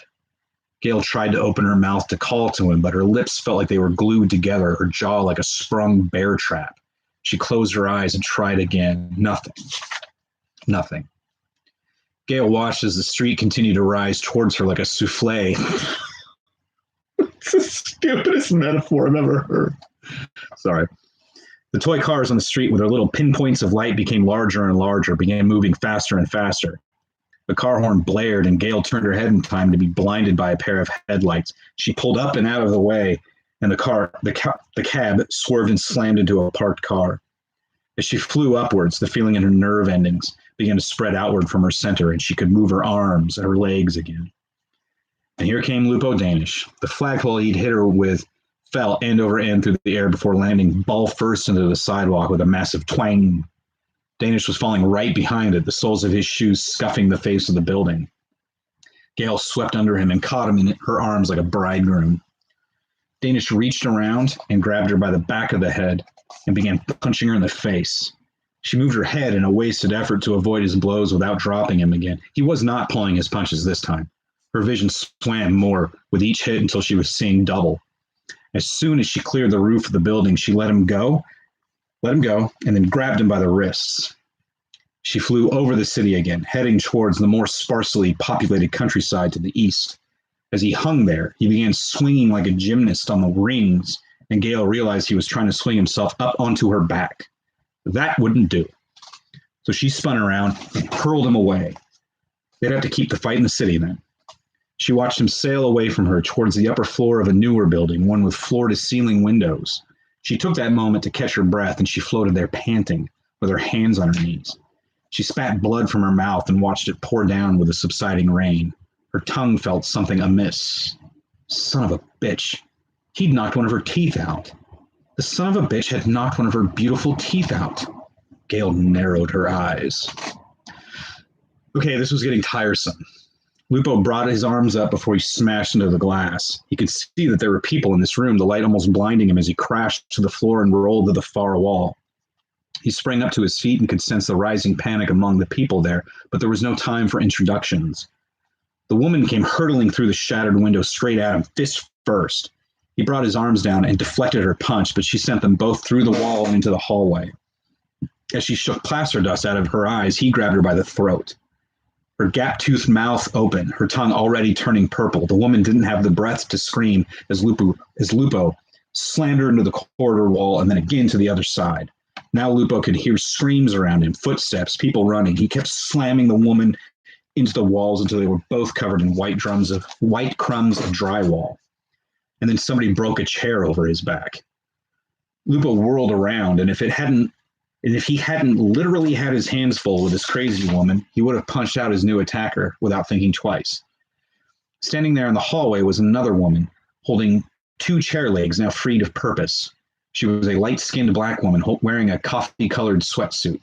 Her eyes were frightened, but also strong, protective, maternal. Lupo looked through one of the holes he'd created in the wall into the room he'd landed in. Huddled away from him beneath the remaining intact windows were a group of mostly women, some men but mostly women. Scattered about the floor were a lot of blue yoga mats. Lupo saw that the women were all pregnant, their bellies protruding from their oversized t-shirts. A few of the men stood in front of them, their arms out, even if their knees were visibly shaking. Lupo looked at the black woman again. Is this a Lamaze class? He said, "Get out of here," the woman said, her voice almost a whisper. Lupo held up one hand. "Look, lady, I'm not—" "Get out of here," she screamed. "Get out of here, you monster."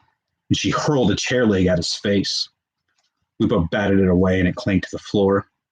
The black woman held the other one in both hands now, crouched behind it like a shield. Lupo said, "This is," and then the crazy flying lady punched him in the rib cage. He felt his lungs burst into flame again and sank to one knee. She punched him again, but he still had one hand around her throat. He pulled her to him and slammed her face down into the linoleum, and her legs twitched like a beetle's. "Get out of my way, lady," Lupo said. Each word felt like a puff of acid smoke in his chest.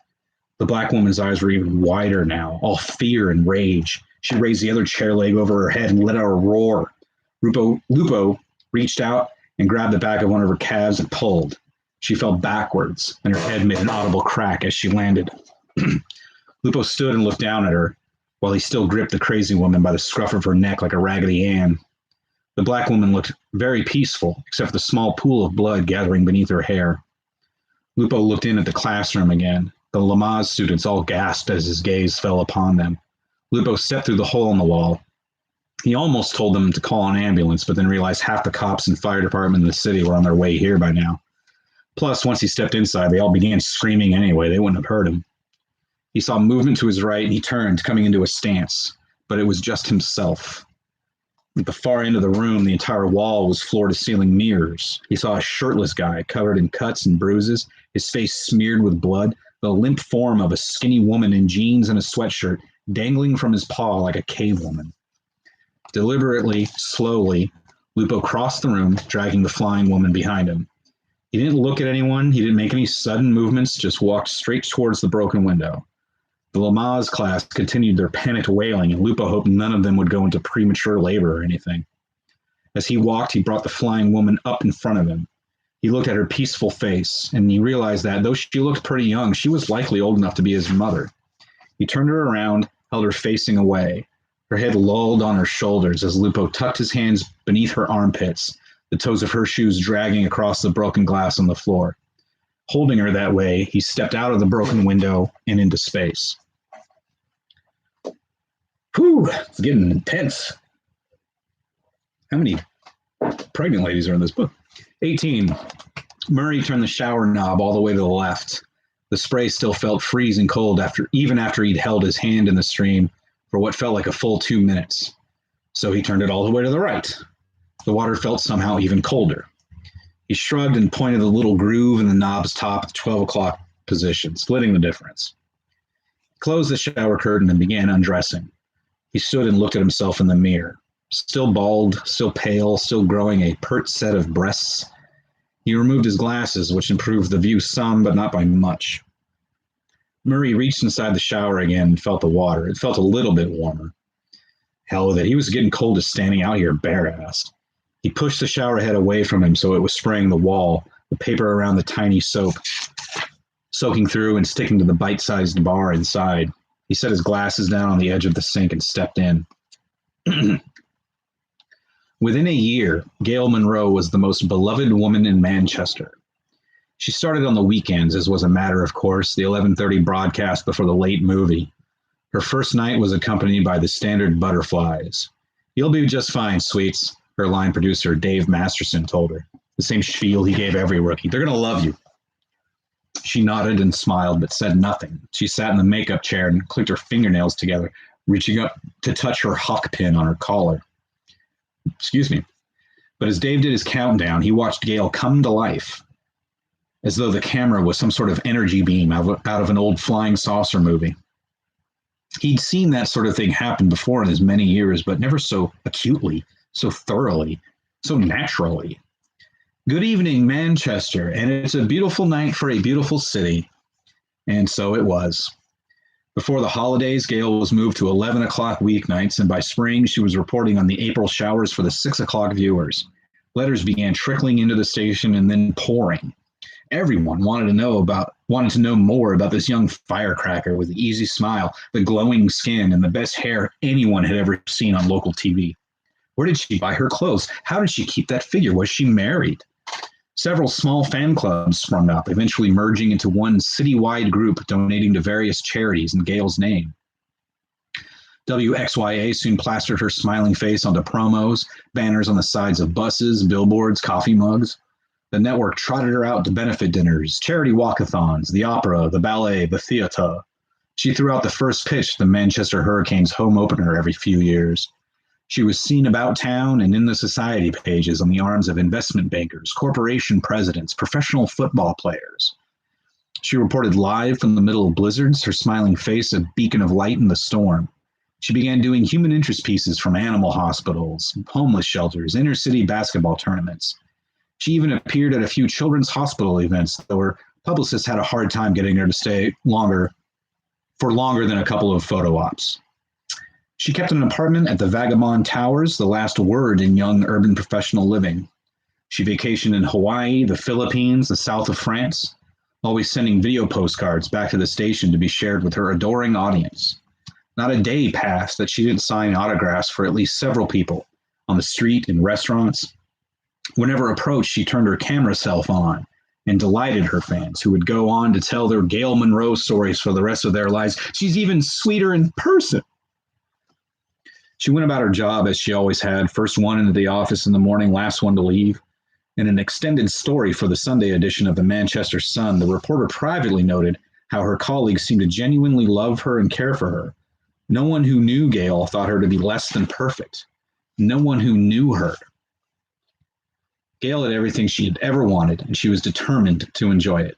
And while everything had fallen perfectly into place, she found she had no real desire for company. She truly loved her job and the people it brought her into contact with, but once she was done working for the day, she wanted no part of them. She dated, she had affairs, but even those were just part of the job, keeping her on-air persona out there. And it was fine. She had Misha. They spoke on the phone every week as peers now. Friends. They met for lunch whenever their schedules allowed and even vacationed together more than once. After all these years, Misha was beginning to think about retirement, even though she had plenty of work. I'm beginning to tire, do you know, honey? She told Gail over the phone. Oh, yes, definitely, Gail said. You've done more than enough, Misha. You can stop whenever you want. Yes, well, it is not certain. Maybe I just need a break. This summer has been so hot. I look forward to the fall again. Gail smiled into the phone. It'll be lovely.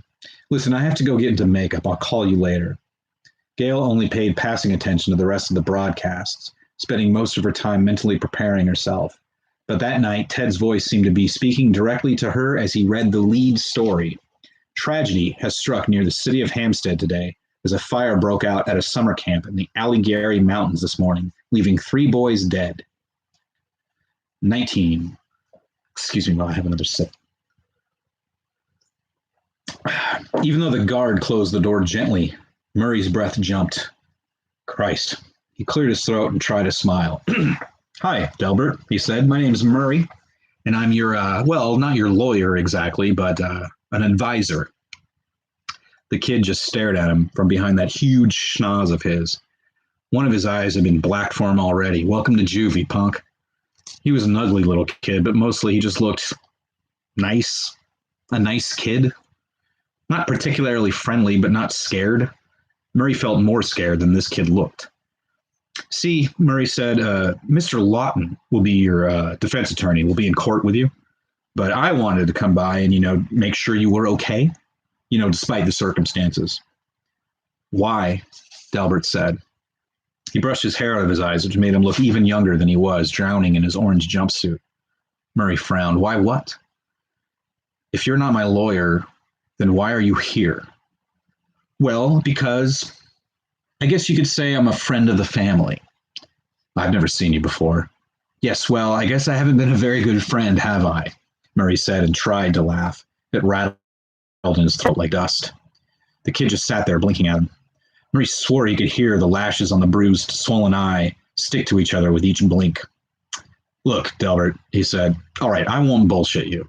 You are in a lot of trouble here, with the whole thing. There's not a lot we can do, but I wanted to assure you that I will do everything in my power to make these next few years as comfortable as I can. Everything's under control, okay? Delbert nodded. Have you ever heard of Coal Rock? Delbert shook his head. Okay, that's a boys' reformatory upstate. It's privately operated and it's pretty expensive, but I'm pretty sure we can get you in up there. It'll be a lot easier than if you end up in a state facility, all right? All right. All right. And the Maitlands will come and visit you whenever they can. I'll come and visit you whenever I can, okay? It's going to be rough, but, okay, I need you to listen to me very carefully, Delbert. And the kid just blinked at him. You're going through a rough time right now, but once you turn 18, I promise you that things will be a lot easier. a lot easier. All right, Delbert said.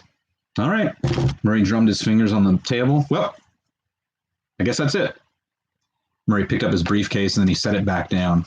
He leaned forward. Look, kid, he said softly. You don't have to tell me if you don't want to, but why? Why did you do it? The kid looked at him. I don't have to tell you if I don't want? Murray nodded. Yeah, that's right. Delbert looked down at his hands. Murray nodded to himself. All right, Delbert, he said, take care of yourself.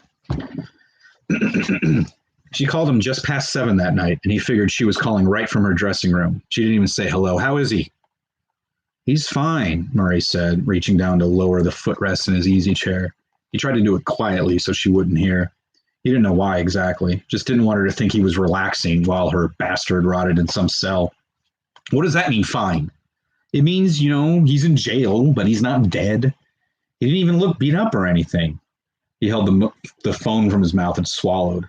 He dug around in the cracks of his easy chair and fished his inhaler out from where it had fallen from his pocket. Her sigh shook on the other end. Jesus. Gail, he said, listen to me. The kid is in a lot of trouble, but we can handle this. He's going to be looking at some bars for a while, but he's going to do much easier time upstate, all right? It's no country club, but he'll be fine. And once he gets out, he'll be eligible for his trust fund and everything, just like you've always planned. This is just, a slight detour. A detour, she said, and Murray held the phone away from his ear. A fucking detour? Murray, 3 boys are dead. I know, Gail, please. 3 dead boys, Murray. Gail, calm down. Murray could almost hear the blood pressure building in her voice, but when she spoke next, it was in an even tone. Murray put the inhaler to his mouth. She said, did you talk to the Maitlands? Mm-hmm, Murray said. He held the mist in his lungs. What did they say? Murray gave it another second and felt his chest loosen. He exhaled and said, they didn't seem completely surprised. Sad and regretful, yes, but they told me that Delbert always had a rough time fitting in, was always getting picked on at school, etc. She sighed, oh, God. Gail, don't start. Don't start in on yourself. The kids had a rough time. That's not your fault. How can you, Gail, kids get picked on, foster homes or not? Believe me, being raised by your biological mother is not all it's cracked up to be. That is, okay, I'm sorry. I'm sorry I said that. But Gail, what I'm saying is you can't keep beating yourself up. You were in a position, you made decisions that were best for you and for the kid. What's happening now could just as easily have happened had you kept him. All right? She said nothing. All right, Gail? All right. All right. Now, look, go home, relax, take it easy. There's no sense in worrying about any of this now. I'm taking care of things, okay?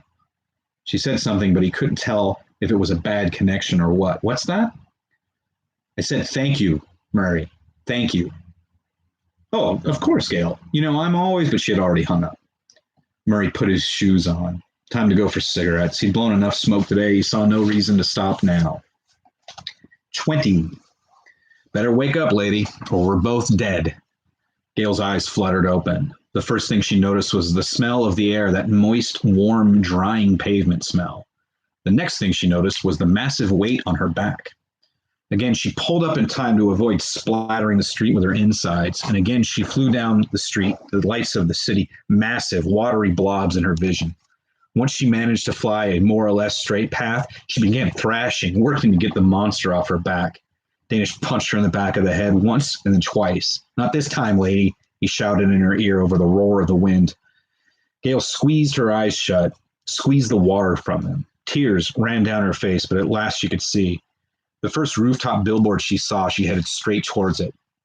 She felt his hands tighten on the shoulders of her sweatshirt as he tried to steer her away like a runaway mule. She only poured it on, rocketing even faster towards the giant sign, an ad for some airline. Time flies when you're flying fun. She headed straight towards it, going even faster than she ever had, even without 250 pounds of child killer on her back. Danish stopped trying to veer her off her path, and both his hands gripped her shoulders. At the last possible moment, she ducked down enough to fly beneath the sign, through the space between its bottom and the roof, so she could scrape him off her back like shit off of her shoe. But as she did so, Danish thrust himself all the way over to their left, and they barrel rolled beneath the billboard like a stunt plane. They both scraped their sides on the rigging, but Danish still clung to her back. The buildings on either side began closing in on her, choking her. She flew up, gulped in as much of the frosty air as she could. Up ahead, to the southwest, the buildings petered out, and the cityscape paused for a moment. And then she heard jet engines above. She smiled. Lupo looked up. He was freezing, his pants soaked with rain, which had begun to ice up. He was sure of it. But there was a sudden warm rush down his legs as he saw the landing lights of the passenger plane just feet above them, and he hoped it was just adrenaline kicking in and not his bladder emptying. He could see the landing wheels descend from the undercarriage, could actually hear the whir of the gears in the final ka-chunk as they locked into place. The crazy lady rose steadily higher, either not in a rush or just too tired after that billboard stunt back there to go any faster. Lupo chewed the inside of his lip as he thought. Okay, so he hadn't visited, like he said. Apparently the Maitlands never did either. Excuse me. Mr. Maitland had a stroke not long after the kid had taken the bus up to Coal Rock, and travel was not easy for him. Neither was letter writing, it would seem. Murray would be the first to sympathize with the kid. But, life goes on in the outside world. Things happen. Murray had made partner while Delbert spent what would have been his senior year of high school in the reformatory. And while the pay and benefits were obscene, the workload was twice as massive. Murray had barely had time to plan his mother's funeral the year before. It was while sitting Shiva for his mother that Murray heard about Delbert. First time he'd thought of the kid in a very long time. Misha came by to pay her respects, and she found Murray while he was sneaking a cigarette in the backyard. He watched absently as a hawk or something high above him darted across the sky. Murray, she said, her silver hair pulled back in a respectful bun. You set up the money for Gail's boy, yes? Well, not me personally, but yes, it's all set up. Why? Gail says he has not touched it. It's all still there. Murray almost laughed. It was that ridiculous. There's got to be almost $1 million in there by now. Why wouldn't he use it? This is why I ask. I think Gail thinks maybe something happened. He can't get to it. I suppose. I'll call Eddie tomorrow, but that's not really what you think, is it? Misha looked at him and then pointed at his cigarette. He handed it to her, and she took 2 delicate puffs before handing it back. No. Gail says he hasn't called. Murray nodded. He figured this. Gail thought that once the kid turned 18, once he found out about all that money just sitting there with his name on it, he'd come looking for her and forgive her for giving him up. She'd never told him as much, but that seemed to be the case, especially now. Well, Murray said and ground his cigarette out beneath his shoe. Kid's an adult now. He can do what he wants. He turned the collar of his coat up. A bitter wind was beginning to kick down the street into the yard, and the naked trees shook their branches. Murray, she said, talk to him. He'll listen to you. Why would he do that? If it were Murray, he'd probably do the same. Gail hadn't called him or written for years now, and the only time he saw her was when he looked at her archived broadcasts on the WXYA website. He loved her even more than that bastard kid of hers did, and she didn't treat him much better.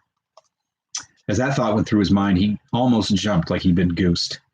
He looked down at Misha, and the look in her eyes said she knew what he was thinking. Murray, she said, please. So Murray made a few calls, tracked the kid down, and man, it was worse than he'd thought. Delbert had made quite the reputation for himself as a Class A scumbag. His expunged juvie record had been made up for time and again, a rap sheet as long as a whale's cock. The mugshot clipped to his file was still that same big schnoz, still that same stupid nice face. Poor bastard. Murray met him for lunch in the shitty part of downtown at some burger place, Flame Grill number 3. Murray guessed Flame Grills number 1 and number 2 had to look better. Cockroaches crawling up the walls in the middle of the day, a bunch of blacks running the place, giving him dirty looks the whole time. He sat at the window so he could watch his car. Delbert showed up an hour late. Murray, he said. Oh, so you remember me. The kid nodded. He wore a hooded sweatshirt underneath a beaten leather jacket, and the hood pulled up over his head down to his eyes. He sniffled. You can't remember to get here at 2 o'clock, but you still remember my name. That's impressive, Delbert.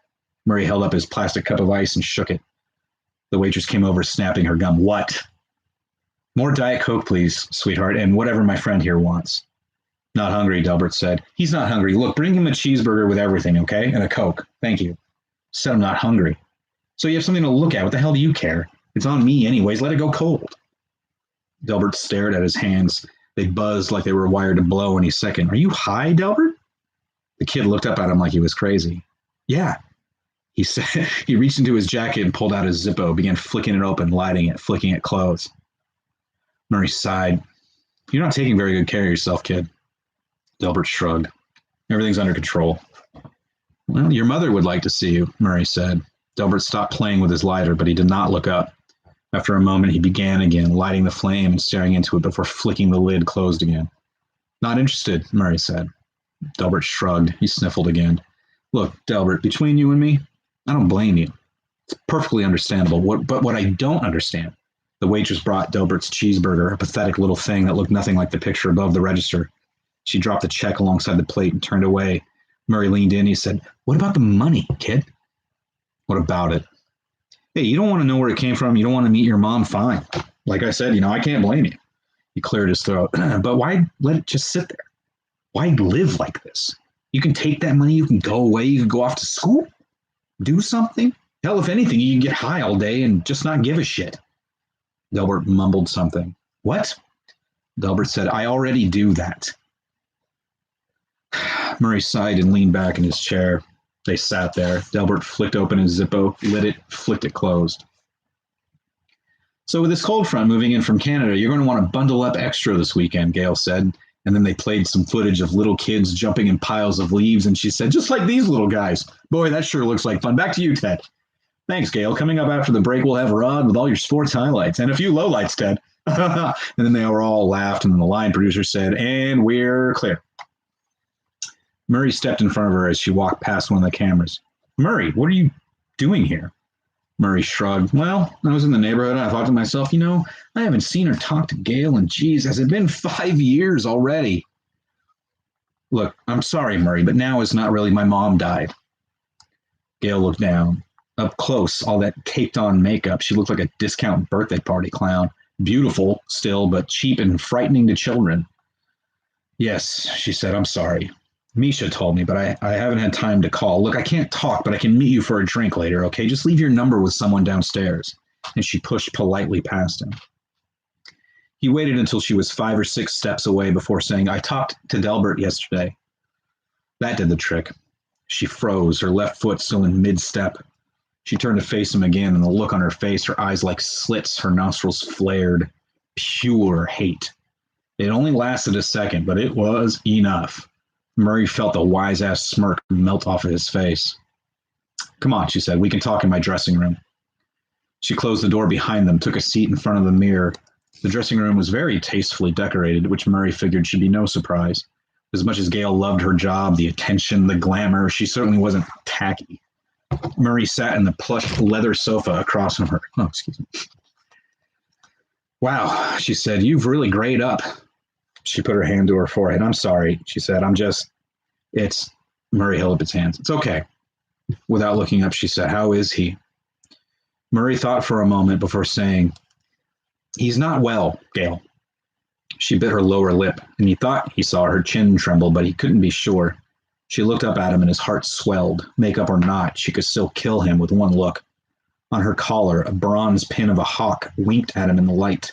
So fierce, so proud, even now, especially now. This was when she seemed to thrive, when she was being pushed, when life sat on her chest until she couldn't breathe. Murray felt his penis stir. He adjusted his coat over his lap.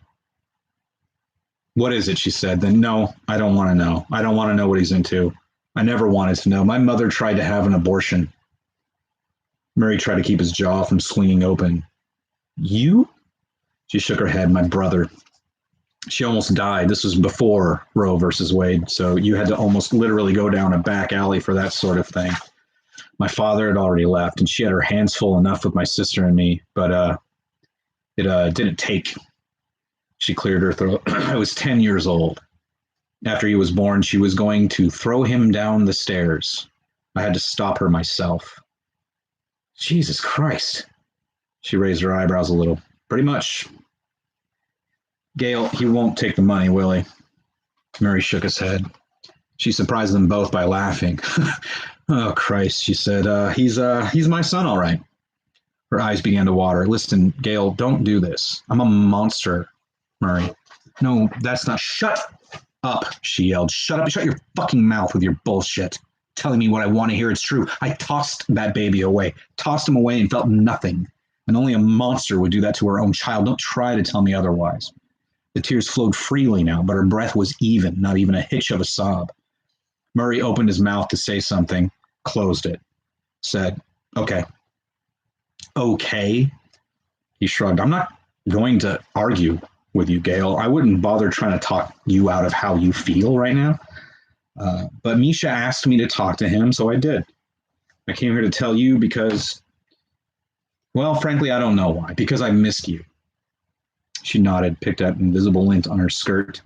Then she got up, walked over to him, and proceeded to fuck his brains out. Lupo hoped that Lama's woman would be okay. She had been scared. She lashed out at him, big shirtless monster rampaging through her evening like a bull in a fetus shop. Of course she was going to resort to violence to defend herself and those around her. Lupo didn't know what this crazy woman's play here was and what she hoped to achieve by flying them into the path of an airplane full of people. Maybe she was going to get them both sucked into an engine. Maybe folded into the spokes of the enormous wheels of the landing gear. Whatever it was not going to end well for anybody. Lupo put both hands around her throat and squeezed.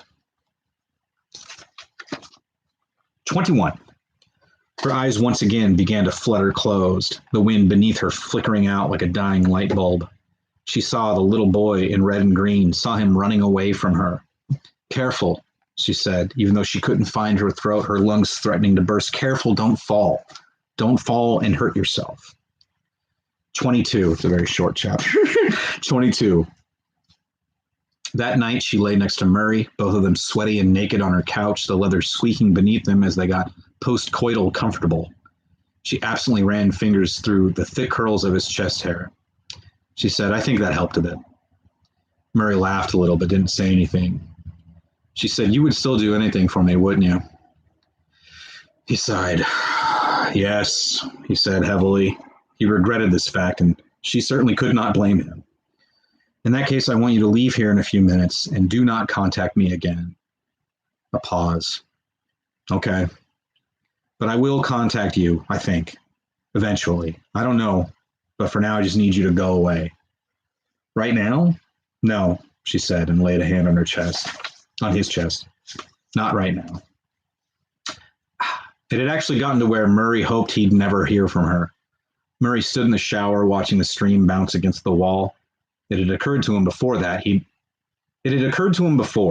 been able to convince himself of that he never wanted to see her again, even after finally having sex with her. Gail fucked him that night like he was a piece of furniture, something stationary that she could beat up on until she felt better.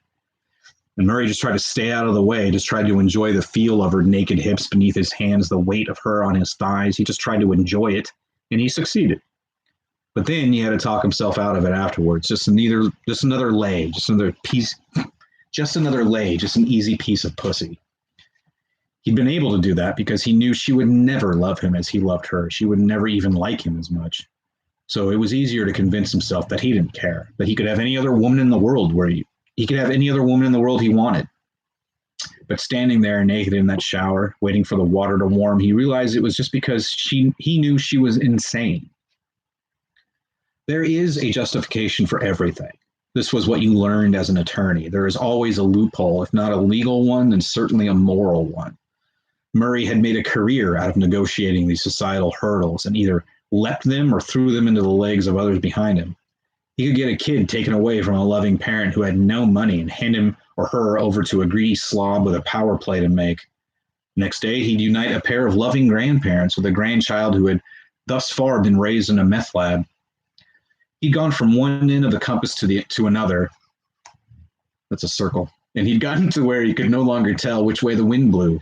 But it didn't matter because he could sue the balls off the Weather Bureau if he were so inclined. He expected her call as soon as he saw that camp had burned down. Camp Tolilu. The whole thing this time, not just the first aid station or whatever it had been. He didn't need to read below the fold to figure out who had done it. She called him at home that evening. He almost didn't recognize her voice until she said, "That monster will pay for this." He wasn't sure which monster she was referring to, but it definitely sounded like Gail, all right. She told him her plan, and though he thought it sounded a little more convoluted than necessary, he kept his mouth shut. and it certainly seemed now like it had worked flawlessly. After he'd gotten off the phone with her that night, he'd gotten online and began researching likely patsies, eventually landing on these American reparations assholes. He simply passed their contact info along to Gail, and she'd taken care of the rest, spending a year or so getting them under her control. Not that difficult, really. Guys like that could be easily controlled with bells and shiny things. The whole kidnapping thing made Murray uncomfortable, but he certainly couldn't be traced back to any conspiracy or such like. No conspiracy could be traced back to him. Sorry. I should not edit while I'm reading. He worried a bit about the Manchester girl, but comforted himself with the fact that these reparations guys were all talk, a bunch of hot air. The girl might be scared for a while, but she'd be fine. And just like Gail figured, Lupo Danish showed up in town to make everything okay again. So it was all over. Murray would go back to Hampstead in the morning, and this time Gail really would never contact him again, whether because he'd served his purpose or because she would be unable to contact him. He wasn't sure. The hell with it. Murray took a step forward, reaching for the shower head. The non-slip decals on the floor of the tub scratched the soles of his feet, surprising him with their roughness. He moved his foot and immediately slipped, shot up into the air. There was a moment where he was falling. There was another moment where he was falling. Murray's bald head met the lip of the tub with a crack like a shotgun. His glasses on the sink began to fog. 23. Lupo felt her body go limp, and then rigid, and then limp again. The runway was still a ways off. He watched the jet pass by now, its engines roaring like an appeased god. It began its descent towards the runway, rocking gently side to side. Lupo almost waved at it, but thought better of letting go. He did release her throat, put his arms around her, linked his hands around her stomach. Beneath the salty odors of sweat and rain, this woman smelled nice, like a perfume counter did from several feet away. Her hood was pushed back by the wind, and her dark hair tickled his nose. It's probably a dye job, but it still looked pretty natural. As they sped towards the earth, the airport runway widened from a ribbon to a stripe to a wide, straight road, a road with a beginning, a middle, and an end. He watched it until it was out of his line of sight, and all he could see over her shoulder was the darkness of the scrub grass at the runway's foot. He had to force his body to stay still, stay where it was until they were about 20 feet from the ground. He leapt off, pushing her away from him. He hit the ground with his shoulder and rolled with his own momentum until he lay on his back, looking up at the sky. The clouds had rolled away from the city, flashes of lightning down at the bottom of his field of vision. A few stars winked down at him. He got to his feet and then fell to one knee. He kneeled like that for a minute, just breathing, watching the ground where the woman landed. He didn't really expect her to get up, but he waited for it anyway. After a while, he rose and went over to the crater she had made. One arm was beneath her body, the other one bent backwards over her spine, thusly. Her legs were splayed, the bone jutting out of one thigh. He watched to see if her back would rise at all, but there was not even a tremor of breath left in her. He knelt down and placed 2 fingers to her neck and then to her wrist. He felt nothing, but that could have just been because he'd never taken anyone's pulse before. Lupo Danish got up and began walking. The cab pulled up in front of the Manchester Arms. "Wait here," Lupo said to the driver. The driver just nodded, his eyes straight ahead through the windshield. He figured the less he was able to describe this big, shirtless guy with the bruises all over his face and torso, the better he would feel about this. The desk clerk was nodding off when Lupo approached him. Before he had a chance to wipe the sleep drool from his chin, Lupo told him, "Call Mr. Braddock's room, tell him I need cab fare, and tell him to bring me a shirt." Do it now." The clerk did it now. Lupo showered and put on a robe, one of those fluffy white numbers that snuggled him and whispered a lullaby in his ear.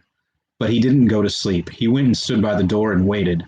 The magician and his doves smiled down at him. The knock came after a few minutes. He opened the door. "What happened? Are you okay?" Her hair was down now, wavy around her face, but she still wore the same dress. "Melissa," he said, "go to bed." "But what happened? Keep it down," he said. "People are trying to sleep." "What happened?" she whispered. He couldn't look at her face any more than he could stare into the sun. "I don't know. I was attacked by some woman." "Who?" He shrugged. "Some woman. So I killed her." It had... "Melissa, go to bed." and he closed the door, not bothering to shut it softly. Lupo and Georgie Boy, 24, the final chapter of part 2. No further commercial interruptions. 24, Lupo and Georgie Boy fly through the night. There is still some pink in the sky far to the west, but it is nighttime, and the cities below are lit up. The cities are flat animals, two-dimensional and built out of street lights, theater marquees, spotlights, traffic lights, porch lights. They battle across the earth, a scorpion tearing at the legs of a spider, an eagle batting its wings at the head of a goat, a rat gnawing at the face of a lion. I don't want to go back out there, Lupo says. I know, Georgie Boy says. Lupo looks over at him. His arms are out, the wind rippling his pajamas. He smiles. Don't make me go back out there, Georgie Boy. Georgie turns his smile to him. I won't make you do anything, Lupo. It's all up to you, man. Lupo looks down at a shark swimming up to the tail of a Tyrannosaurus. The shark bites into it, and the T-Rex roars, wheels his massive head around, and swallows the shark in one gulp. Shit, Lupo says. It's just planet Earth, Lupo, Georgie said. You worry too much. Oh, all right. Another knockdown, drag him out. Thank you, Josh, for weighing in there at the end. All right. Thanks for joining me. I don't know if the boy tuned in or not, but I guess we'll find out. Tomorrow, we're going to do part 3. I'm going to do it here on YouTube instead of Twitch, because if you missed the beginning of this broadcast, Twitch can suck my dick. And then I think I'm going to try and do this. I said this on the other broadcast earlier. I'm going to do this weekly every Wednesday. I'm going to read a story to my son, who's 12 years old and lives in Phoenix. And we're going to call it Big Boys Love Storytime with Grey Dog and J Dog. I'm J Dog. And so that'll be fun.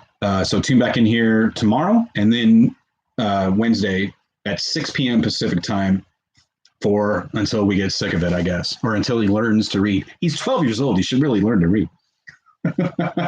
So we're either going to read more of my fiction, which I'm trying to get back into. And honestly, doing this makes me feel like writing fiction again. And then I'm also read, me and the boy have been reading Lovecraft and stuff. So we'll just, whatever. Try and keep it shorter than 2.5 hours. But, whatevs. Anyway, thanks for stopping by. I don't feel like quite as an idiot as I did when I started doing this. So I do, even though there's only 2 of you out there, according to my records.